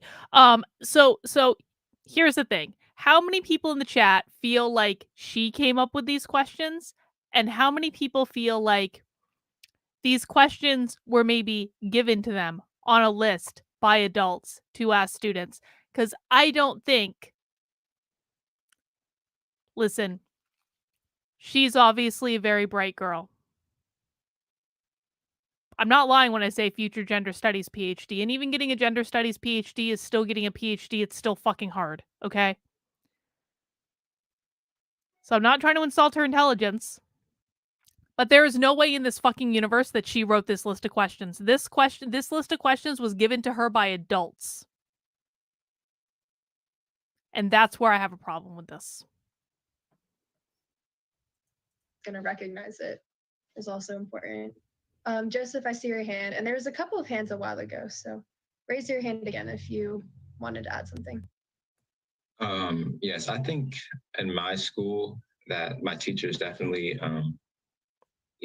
recognize their implicit bias and try to do their best to obviously see color, because I think what people mentioned earlier, seeing color allows you to recognize the inequities between the different races and kind of finding ways to make changes in that area. And I think particularly in one of my in my government and politics class, it's a fairly diverse class, which allows the teacher to really talk to each student and get to know them and really get to understand their. They're teaching the kids that seeing color is a good thing.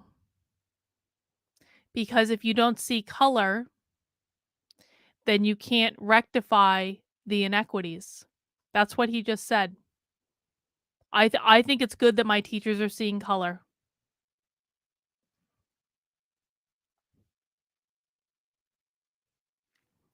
We are regressing. This is regression. It makes, I don't want to, clip, I feel I was thinking about clipping it, but like,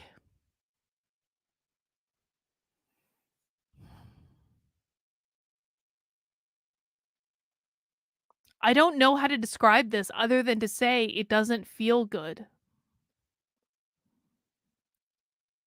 He is saying what he has been taught by adults, and he's saying that adults are telling him that seeing color is a good thing.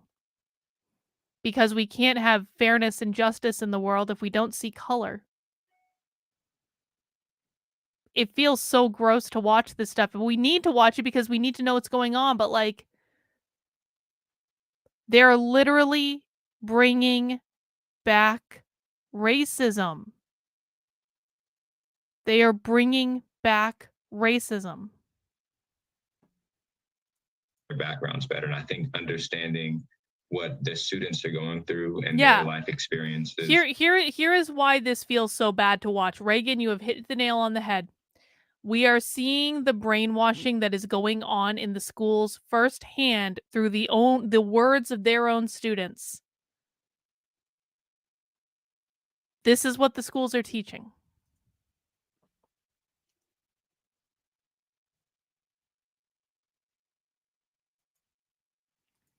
Really helps progress teachers with whatever biases they had.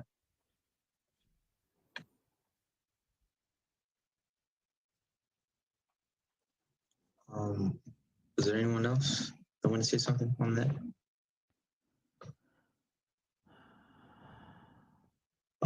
So I guess we can move on to question 4. Everyone's okay. Or Isaiah. Yeah, so I go to Glenn High School, and it's a very diverse population over there as well. So I feel like the teachers are like more prepared to deal with like more diverse populations. So I personally don't have that issue with them getting used to personal bias, if that makes sense. Oh, I also had a quick thing before we move on to the next question. Is that all right? Oh, okay. I just want to jump off of what Joseph said. There is a teacher at West Forsyth High School who he knows that we are a very diverse school. Black, white, Hispanic, Asian. There's lots of more liberal people, more conservative people. So in our class, he likes to talk about current events. And even though we do know what his biases are, he wants to open up to the floor for students of whatever their point of view is and what they think about it. So even though he knows what his biases are, he always tries to stay as neutral as possible. He wants to give us a platform to speak. That's a good thing. I think that's really cool for a teacher. That's a good thing. Yeah, I definitely agree. At my school, there is a history teacher. Last year, I was in APUSH, and when we were talking about different things in history that had to deal with race, he always opened the floor to people of color or the people affected by those events to speak about how it affected them, even though it was historical. He still understood that his bias was he wanted to set aside his bias and he wanted to let everybody speak. And also in that class, we were, that was during the 2020 election. And of course he had his biases like everybody does, but he still let everybody speak. And he also took resources from like different news sites that he would tell us about. So it was both liberal and Republican, and like, it just made the environment way more comfortable so that everybody could feel comfortable in speaking their mind instead of feeling like, oh, I have to like go with this group and because this class is more biased, and he didn't make it feel like that. So no, I just want to say, so you said all their teachers are Robin DiAngelo. No, they're telling us they're not. The students are telling us they're not. The students that we just heard from 2 different students. This is good news. We need to acknowledge the good when we hear it, okay? We've just heard from 2 different students that they have teachers that went out of their way to make sure that all classes or all sides and perspectives are represented and people have a chance to speak. That's a good thing. That is a really good thing.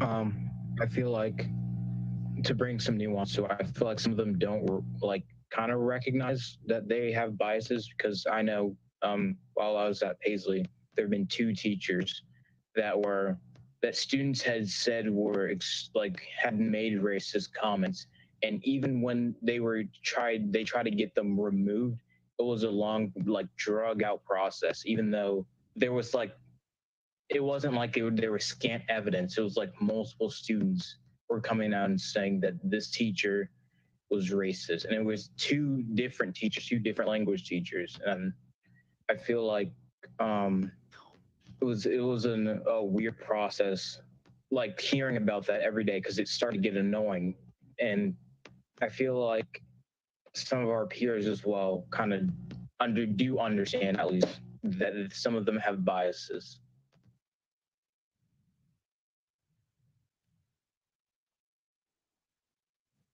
Thanks for adding that. I think I'm going to add this really quick. I feel like even a solution to help with that aspect is to have a process in with how you deal with teachers that are being racist. Because obviously, if you're being racist, you're not creating an inclusive learning environment like Miss Mick. I know her by Trisha, so I'm just going to call her Trisha. But just like we were talking about earlier, having an inclusive learning environment. Congratulations. Well done. Brooke, let me interrupt, Brooke. We want to call her Dr. McManus because we are in a formal program, okay? Okay. Dr. McManus obviously said earlier that we want to create an inclusive learning environment. So having a process in which we deal with when teachers or administrators are not creating an inclusive learning environment could be one of that is a struggle session. What she's saying now is struggle session. We need to hold them accountable. I'm gonna clip that. I'm gonna go back to this young man and clip him and go into her talking in struggle session language. Okay. Clipping now.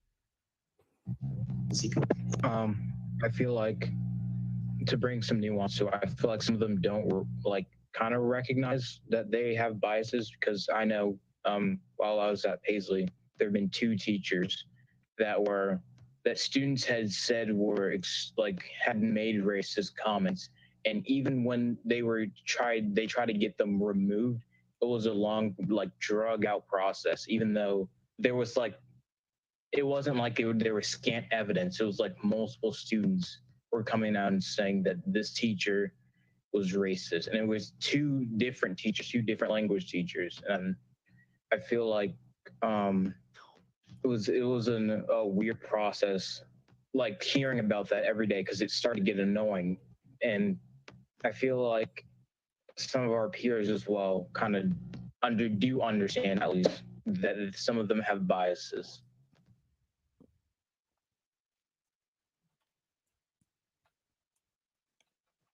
Thanks for adding that. I think I'm going to add this really quick. I feel like even a solution to help with that aspect is to have a process in with how you deal with teachers that are being racist. Because obviously, if you're being racist, you're not creating an inclusive learning environment like Miss Mick. I know her by Trisha, so I'm just going to call her Trisha. But just like we were talking about earlier, having an inclusive learning environment.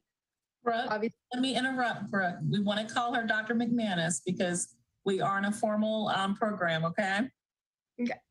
Dr. McManus obviously said earlier that we want to create an inclusive learning environment. So having a process in which we deal with when teachers or administrators are not creating an inclusive learning environment could be one of these solutions. Anyways, I think it's time to move on to the next question. Okay, so for our fourth question, have the race relations or social justice issues across the country affected you personally, and how? Jayla? Well, it affected me personally.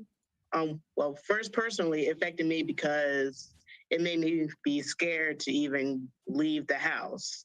Isn't Like that I would be sad? scared to go to the grocery store, go to the mall, in fear of someone stereotyping me or saying, "Hey, are you stealing something?" or something like that.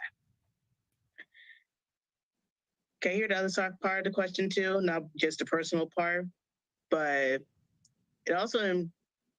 Sorry, can you state the question again? I'm sorry. Okay, so it's have the race relations or social justice issues across the country affected you personally? And then the second part was just how. Okay, thank you.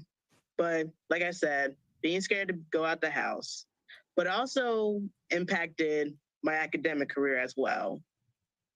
At one of my previous schools, one of my teachers was scared to actually teach me. Like he was scared to even let me into the classroom. What? Because he believed that I would be a problem. He believed that I would be a disruptive student. And that just made me feel like my opinion really didn't matter in his class. But looking at some of these people who just make different changes because of their race, try to do something new with their race, like inspires me. It inspires me to speak out about my problems at school dealing with race. It tells me to speak out about any type of social injustice that will happen. And I did. I would report that teacher. But personally, yeah, it does affect me because, I mean, you never know what's going to happen when you leave your house. Yeah, I feel like I relate to that because of like going out the stores. My mom told me like not to keep my hands in my pocket, so like people won't think you're stealing or whatnot. Michaela?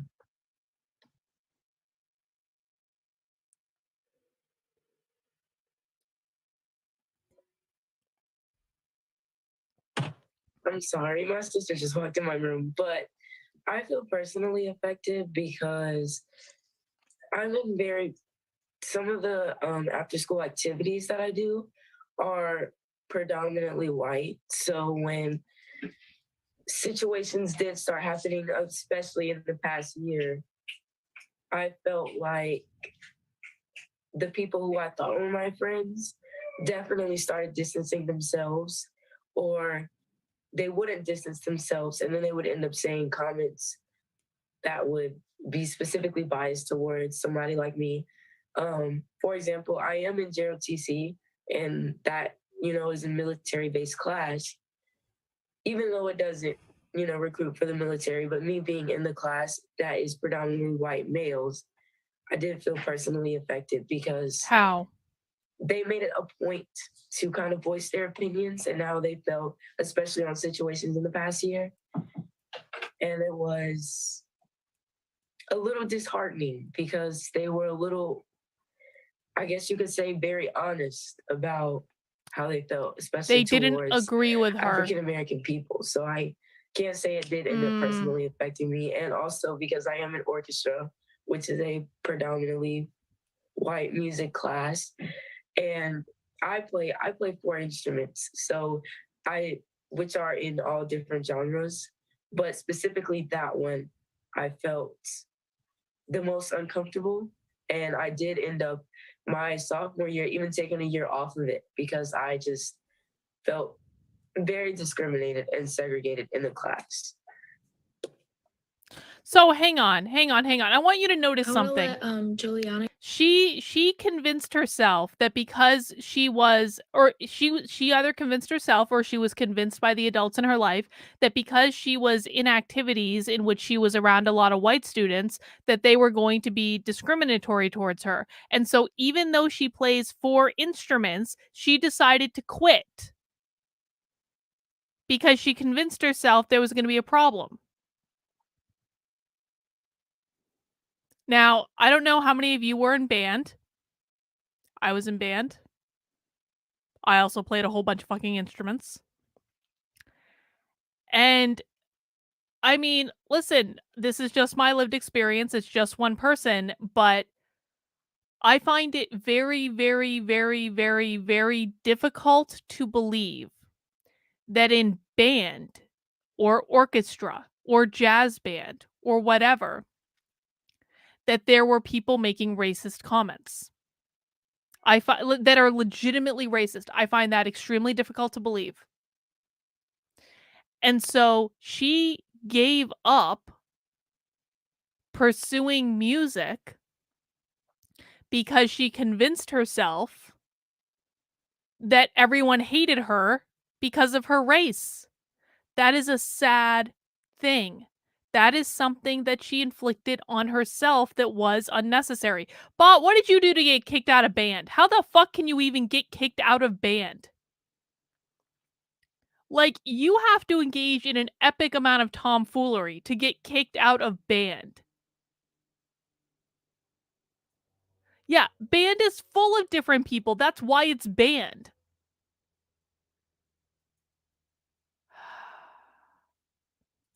Want to go before me since she hasn't got to speak as much? It has affected me personally because, like, even if I would just go to the grocery store, people would look at me differently than they would my mom because my mom's white and I'm mixed with white and Mexican, and they would just like look at me weird and just treat me differently than they would her.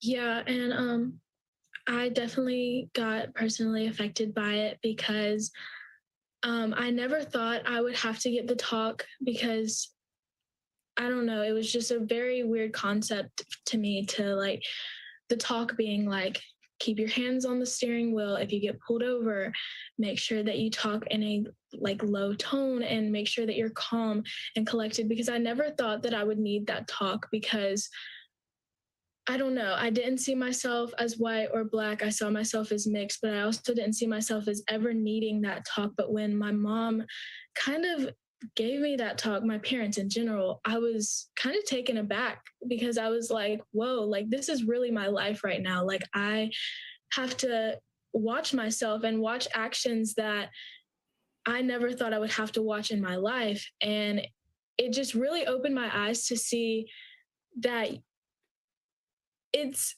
a serious topic. It's very serious. Race is so important, and just as like putting all the questions together, it's so important to talk about it because of how much it can affect somebody's life, even if they never thought it could, like me. All right, I know that this presentation is sad and depressing and everyone's kind of like on a down today because this is hard to watch. It is hard to watch these kids talk about these things and knowing that adults have fucked with their heads so that they're seeing and interpreting things that aren't there. I don't even want to put the clips of this anywhere because like I just feel so bad for these kids. I really do. But we're going to look on the bright side. I've just finished my beer.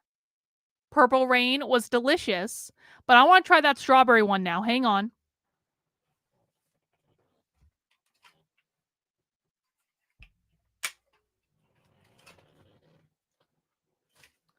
All right. Because this is by the same brewing company as that purple one. We're gonna invoke a little levity into the presentation. This is called Rocket Pop, and it is a smoothie sour with strawberry ice cream and strawberries. And I think it's gonna be pretty. Hang on, let me show you guys. We'll get me up on the big screen. There we go.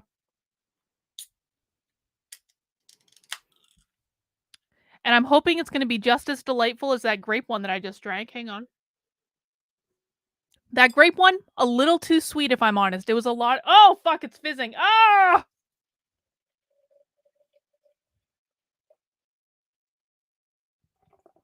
Okay, not quite as colorful.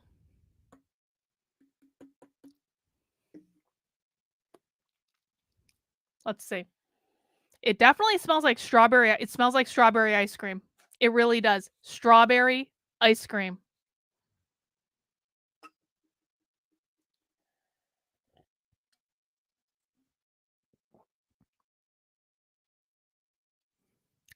That is delightful. That it's as Das Hydra, but it's not far off.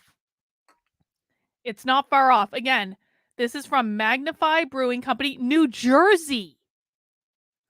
A brewery in New Jersey. Wow. Wow. Well done. Well done, Magnify Brewing. All right, let's wrap this up. Oh, not that one. That one. There we go. We got about half an hour left. I don't know if we're gonna do the 2 for today, guys, because I'm feeling really depressed. I'm feeling depressed. I'm not saying we're not gonna do it. We just might not do it today. So that's gonna be the way it is. Please mount that like button if you haven't already. Let's keep going. Yeah, like I said before, with like the police brutality, I'm more cautious about my surroundings, but it also pushes me to like break down the stereotypes of Black African males. Pushes me to excel in academics and sports to kind of knock down and break the cycle of stereotypes. Yeah, I feel like it's a motivator for me too. I saw Ezekiel.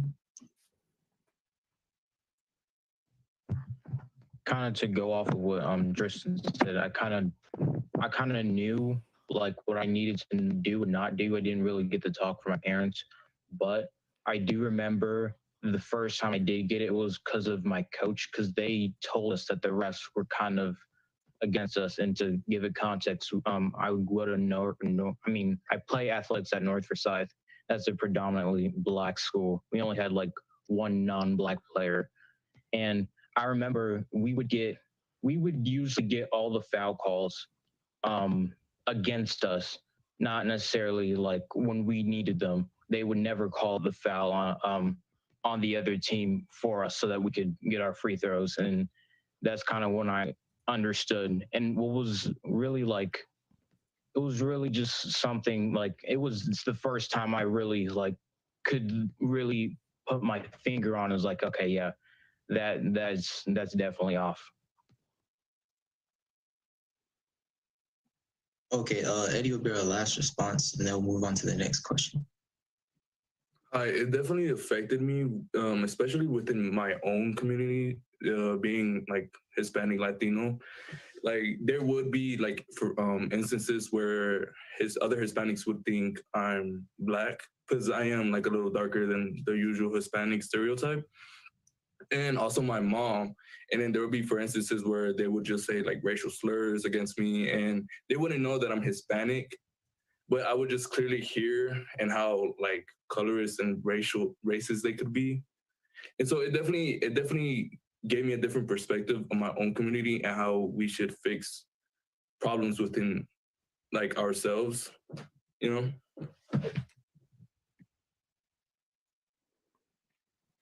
Thanks, Eddie. All right, time to move on to question 5. How has the current awareness of race relations and social justice affected your school's environment? I'm going to go ahead and put that in the chat. Jaden? I just want to say, now that people are more aware of what's going on, it's like an obvious oversympathizing for people, and it's like pity almost when things are brought up in schools. It's like people are being held on a pedestal because of they feel sad and I would say not grief, but they just feel a certain way towards the situation, so they're showing like over sympathizing and pity towards you. Oh yeah, I was gonna say like it was weird seeing how like no one really noticed it before. Then all of a sudden it really became it was almost like a trend almost. And then I thought that felt weird to me a little bit. Oh, yes, it is weird that no one noticed it before, and then all of a sudden, I definitely agree that it turned into a trend, and it kind of died became a down trend. sadly. That like and that's really sad. But my school has taken action to definitely make everybody not feel like they're being pitied, but more being valued. I do morning announcements at my school, and now we're in Spanish Heritage Month, right? So we're talking on the morning announcements about different things that's happened in history that values the Spanish heritage, and we're doing that like with Pacific Islander Awareness Month, Black History Month, and we're planning to do that throughout the year so people feel valued and not pitied. I really appreciate that of Walkertown because it sadly has become a thing of pity where it really shouldn't be. I feel like a lot of people value that part of their identity, and when you pity somebody for being the race they are, it just brings you down, you know? Like, it's something that people should be proud of, even if it makes you a minority, you know? There were a couple of hands raised. Feel Oh free to put your my hand up God, if you this wanted to poor speak. girl. Oh, Joseph, go ahead. oh, okay. Again, like, okay, Phil, have a good night. We'll see you soon. What she just said was so racist, and I don't think that she meant it that way, and I don't think that she understands that what she just said is racist, but what she just said is really racist.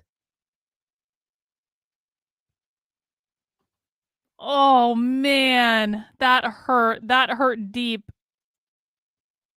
Yes, to kind of like bounce off what Tristan was saying, I think at my school as well, we do a good job of trying to celebrate different races and just giving them the space to if they would like to in class. It wasn't that bad, Phil. Don't worry about Address it. how they're feeling. And additionally, I think we have separate clubs for those different races so they can kind of talk about things that they're dealing with at school. So you have segregation. That's called segregation. If they have an issue or there's something You they have want to bring up, they can bring segregation. that up to the school board.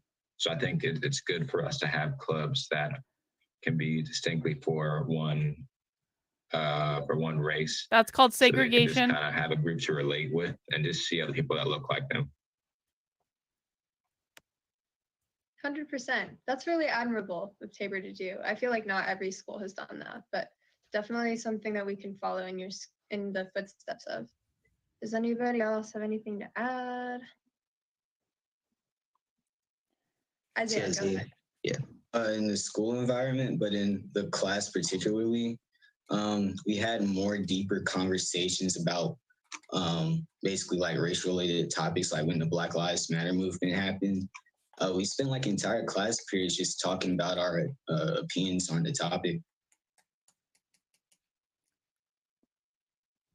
Like we said earlier, it's better to have open conversations about these kind of things instead of just like shoving it in the corner and just letting it grow into something that becomes so overly sensitive, you know? So it's admirable to have those conversations. And I feel like with the current new, I don't want to say new, but like with the increased awareness of race relations and stuff, I feel like those conversations are more likely to take place. I saw somebody with their hand up. Was that Edwin? Yes, Edwin. Yeah. Yeah, I wanted to bring up again what Jay and I think Tristan were talking about how, you know, the quote that goes, "The candle that burns twice as bright and half as long." I do feel like these efforts for race relations and social justice, they have to be prolonged. And clearly showing up, we've shown ourselves as leaders of our community at school. We have to make sure that these problems are still talked about. Because I feel like starting from my history in social media, I've probably seen 100 trends come and go. You know, there was a Sudan trend, there was Black Lives Matter, and the conversations die out. And us being aware of the problem has really spoken to me about how we have to keep these conversations. We can't forget about these things. And if we want real change, we're going to have to keep it in our heads that we're finally able to institute the change we must. Thank you, Edwin. We just got word that we are low on time, but there are some people that haven't responded yet. Is there anybody that hasn't contributed to the conversation? Do you guys have anything to add? Anything to say before we move on to our last question?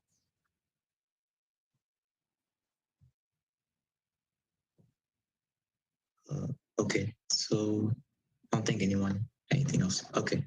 So our last question is, how open and receptive is your school to racial and cultural acceptance?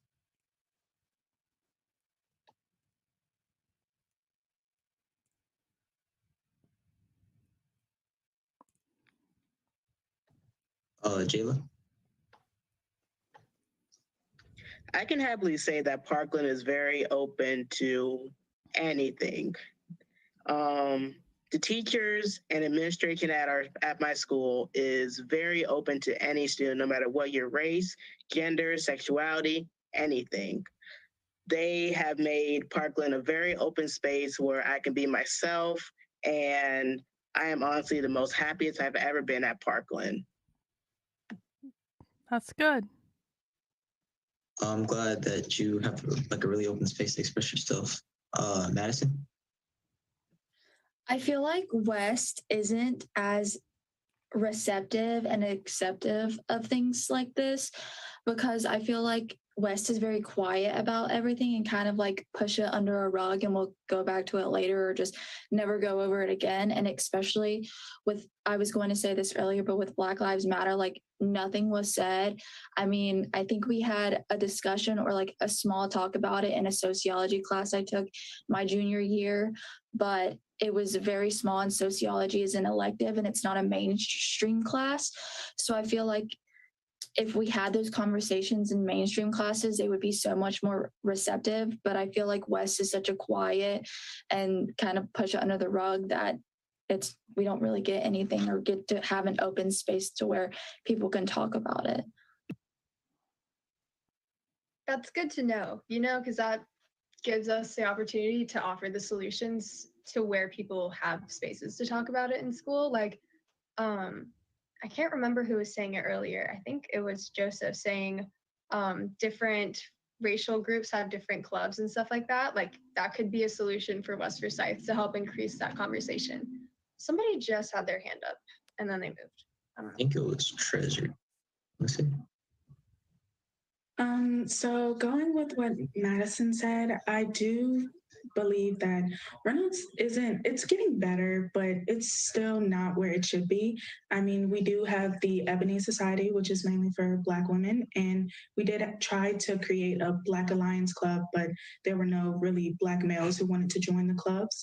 And going back to what like Tristan said about how they went over like in the announcements about certain months that there were were no designated for Black certain males who wanted to ethnicities. join their club. I don't believe Reynolds does that. That's More funny. so go I'm on sorry. the intercom to talk about gangs and stuff, but don't really talk about racial issues, which I feel like they know that it's there, but they just try to move past it and they don't really address it. So they'll like give subtle hints like, oh, if you want to come and talk to someone, you can come into the student services or you can come talk to the principal personally, but they're not very direct. And it just kind of seems like they're trying to still tiptoe instead of being real with students.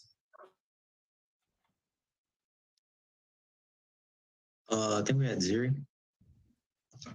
To bounce off of what Madison said, she's definitely right for the Black Lives Matter and definitely a whole lot of issues been going on the last couple of years. They're not exactly open about it. They never initiate something first to talk about it and as a whole as a school to really talk with us about students about what happened. But the good thing I will say about it is we do have a lot of clubs that help us learn about different cultures. We even have an LGBTQ club. We do. They're very, very open. So I think that we're slowly moving forward. And I think once again, the one negative effect of our school is they're not very direct about it. We have to go to them to ask for this club to be created. We have to always initiate something, but we are slowly working there. Thanks for your input, Zuri. Naja, go ahead. I see your hand raised. I agree with what Madison, Treasure, and Zuri have said, and I think it sort of depends on the teachers, honestly. I think it's hard to judge the school as a whole because some teachers are open and receptive and willing to have conversations, and others would rather just not address it at all. Yeah. That's an interesting point, too, to think it varies from person to person. I want to touch on what Treasure said, too. I think a common misunderstanding is if you leave the topic alone, people will just all be able to independently reflect and move on. But having spaces where people can reflect, most people need support to reflect on things like this. So just opening it up is really important. I saw that Megan had her hand up, and Edwin, and Wanda just said Jaden. So we'll start with Megan, then go to Edwin, then Jaden. Yeah, I definitely agree with what Treasure said about Reynolds, because I feel like acceptance and action are two different things. And Reynolds kind of almost puts up this front of being very accepting, and they'll have discussions available at The white lunch one is and saying certain this. clubs for minorities, but they don't seem to be taking any action to fix the sort of systemic issues within our school, like What such systemic as like issues? diversifying advanced classes or just like getting more diversity. I think Reynolds has a really big issue with that, and they don't seem to be taking any obvious action to fix it. It is depressing, Jan. We're almost done. Don't worry. It is depressing, though. It's hard to watch this. But this is what our schools are doing. This is what they're doing. So, oh wait, or is it? I'm having trouble doing commentary on it because it's really hard for me to watch this. Responses? Yeah, we've got 10 minutes left. Okay, yeah, I was making sure. 10 minutes. 10 minutes. 10 minute warning. Well, I just wanted to say for Atkins, I really do feel like we are very inclusive. We have various different clubs, and teachers are always receptive and open to conversation about different topics and things that are going on in our school, society, and personal lives. So just wanted to put that out there.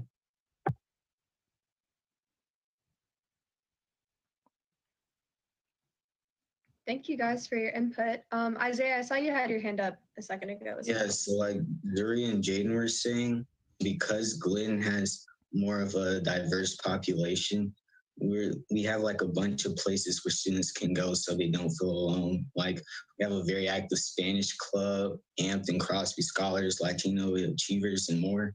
So we're very open to racial and cultural acceptance.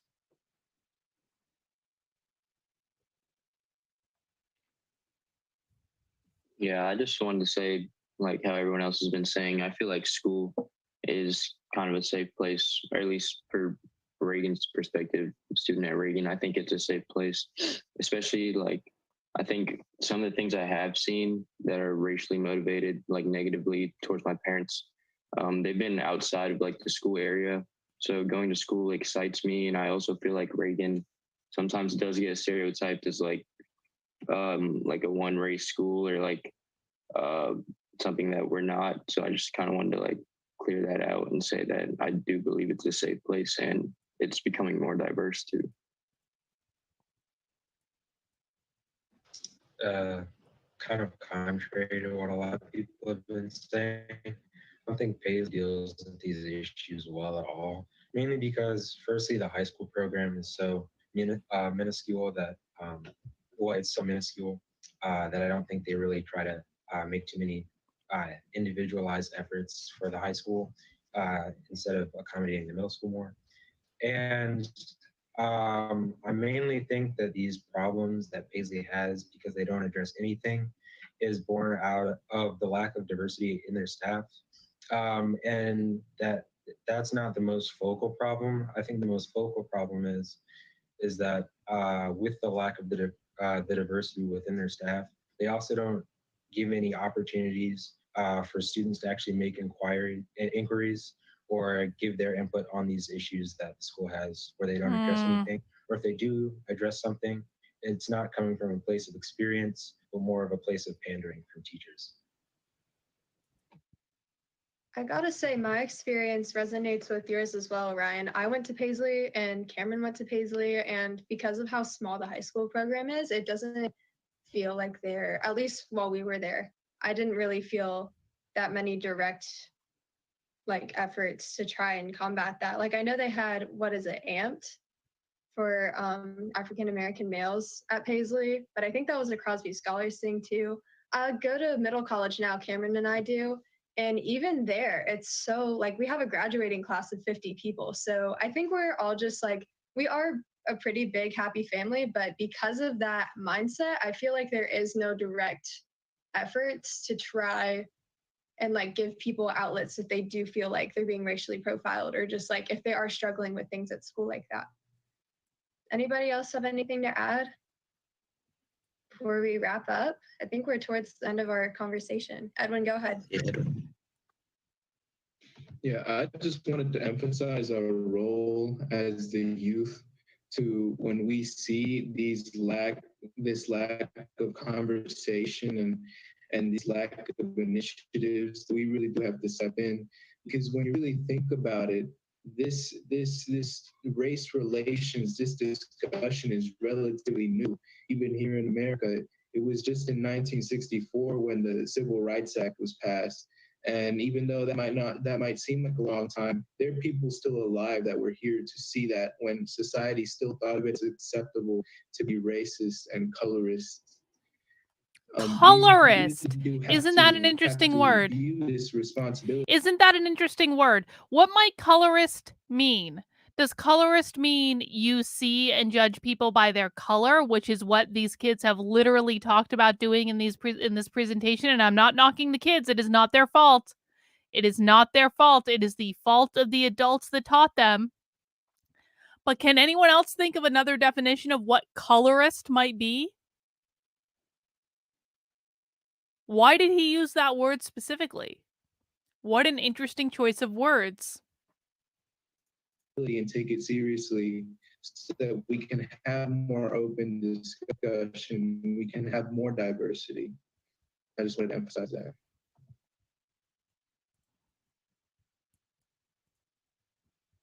Yeah, I definitely feel like there needs to be more outlets for people to express their feelings, or well, especially in schools, people need a way to express like that there's a problem really going on with race. Do we have Oh, sorry. Go ahead, Cameron. Oh, sorry. Okay. Does anyone that like hasn't participated any of the questions want to say anything, or someone need to add anything else? Ezekiel.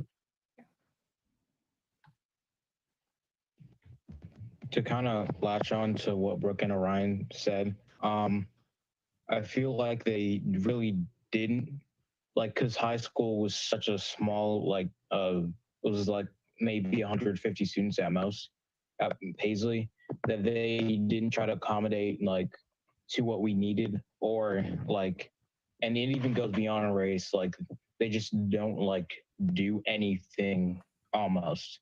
Like, as if they don't want to, like, down talk to us, because I think they know that we know what's going on. But I feel like they're kind of afraid to, like, take that next step, because most of them, they know what's going on. They, interpersonally, they do talk about it, like, from student to teacher. But for the most part, I feel like they haven't addressed the whole group well enough. We've only had, like, one assembly about, like, all of the, like, what we need to know, and even then it didn't touch upon any of that. So yeah. Thank you, Ezekiel. All right, guys, those are our questions. Thank you guys for participating and giving your honest thoughts and being open. I think we really needed to have that conversation. It's rare that we get spaces like this where we can really openly talk about it. Let's go ahead and hand it over to Robert Leake.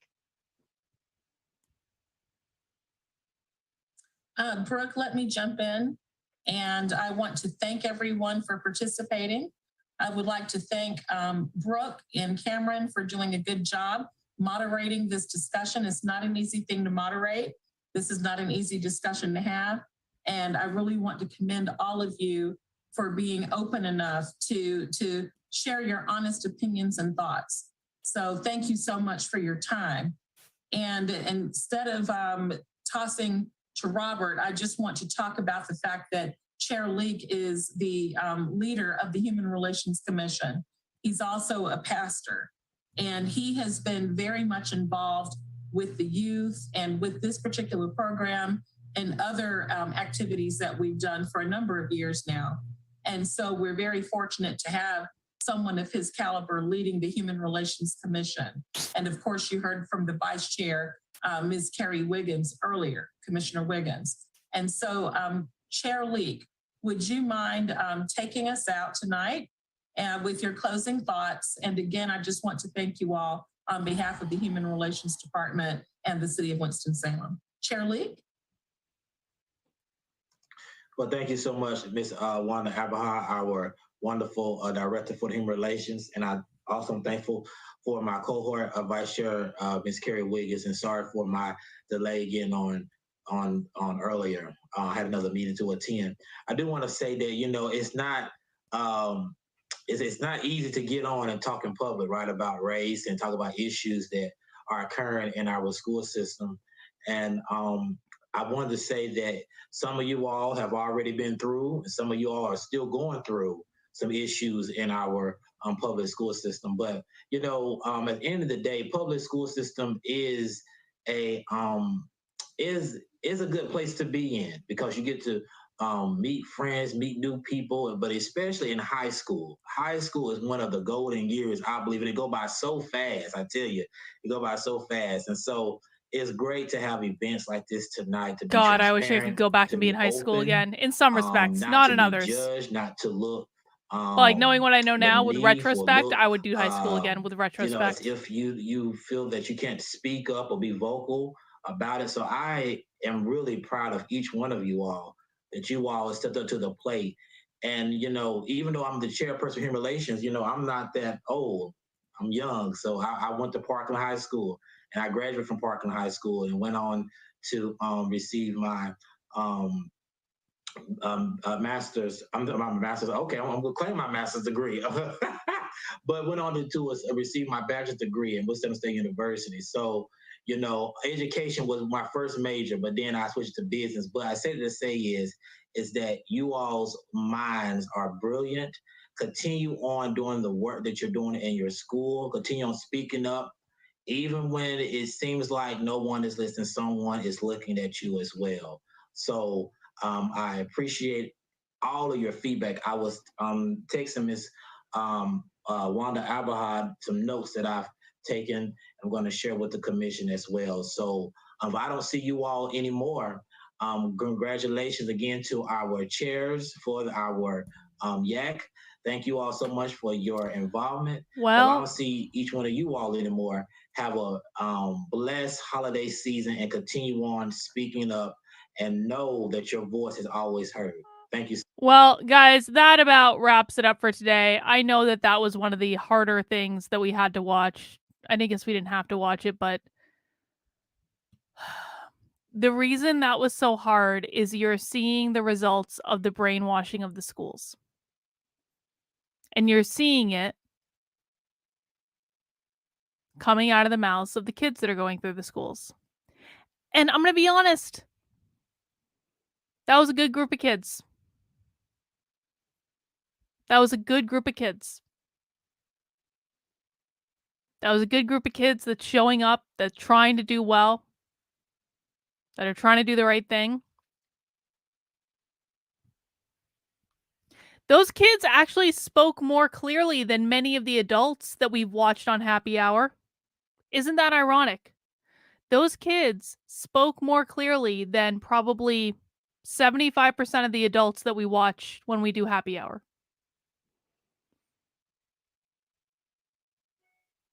Yeah, Spirit Matter, you nailed it. They deserve better.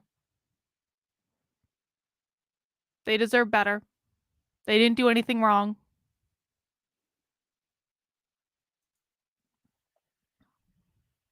These things are always very hard to watch, but I do think it's important that we watch them every once in a while, because it reminds us why this is important, why it's important that we actually understand what's going on, why it's important that we actually take the time to listen to what they're doing, because what they're doing is so much more insidious than grooming or drag queen story hour or whiteness or any of these things. What they're doing is so much more insidious and wrong, and it's much more subtle.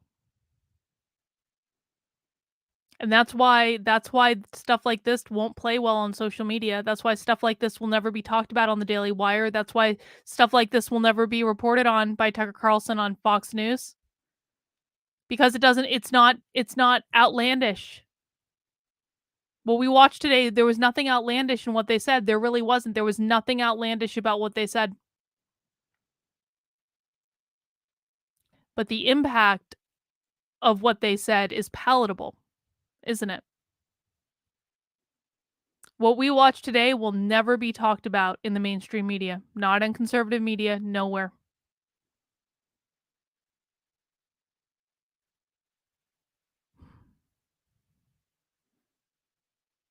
But that's real damage. That's raising a generation of kids that learn to look at race first. And it's wrong. It's wrong. Anyway, so we did discover at the beginning of when we first started watching it, they just streamed another one of these last night. There's another one of these panels from yesterday. I don't want to watch it tonight because I'm a little depressed right now. Not gonna lie. And I would like to go spend some time with Victor and not think about this stuff for a little while, if that's okay with you. And I'm sure many of you would like to do something similar. But just as a reminder, tomorrow at 6 p.m., not 5, 6 p.m., we will be doing Socialism Saturday on my main channel. We will be watching a presentation about Marxism and race. I have a couple other Marxist presentations that we could pull in if we feel so inclined, but we're going to start with that one and we're going to see how it goes. And before that, if you are so inclined, we do have not that one, this one, not even that one. Hang on. This one right here. So for those of you who are in the Back to School Actively Unwoke book club, we do have our second of 3 meetings tomorrow. That meeting is going to be at 3 o'clock. I will be posting the information in locals for my local supporters as well. So if you'd like to pop on and have some Actively Unwoke book club time, that's available to you. But you don't have to be a member of my locals to get involved in the Actively Unwoke book club. Just go to activelyunwoke.com/book club and you can register for free. All that is required is that you have purchased a copy of the book and you upload your receipt, and that's it. And if you haven't signed up yet, I will send you your invite in the morning. But we're doing that tomorrow at 3 p.m. And then we have Socialism Saturday at 6 p.m. And now I'm going to go watch something fun and uplifting. I'm going to go watch the latest episode of The Handmaid's Tale, which is probably more fun and uplifting than what we just watched. But thank you guys for spending some time with me. We do happy hour every Friday at 5 p.m. on my second channel, youtube.com/activelyunwoke. And I will see you guys tomorrow. Have a great rest of your night, and we'll see you soon. Oh, yeah, I'm going to watch Dahmer too. Don't worry. I've got Dahmer on the list. All right, guys. We'll see you soon.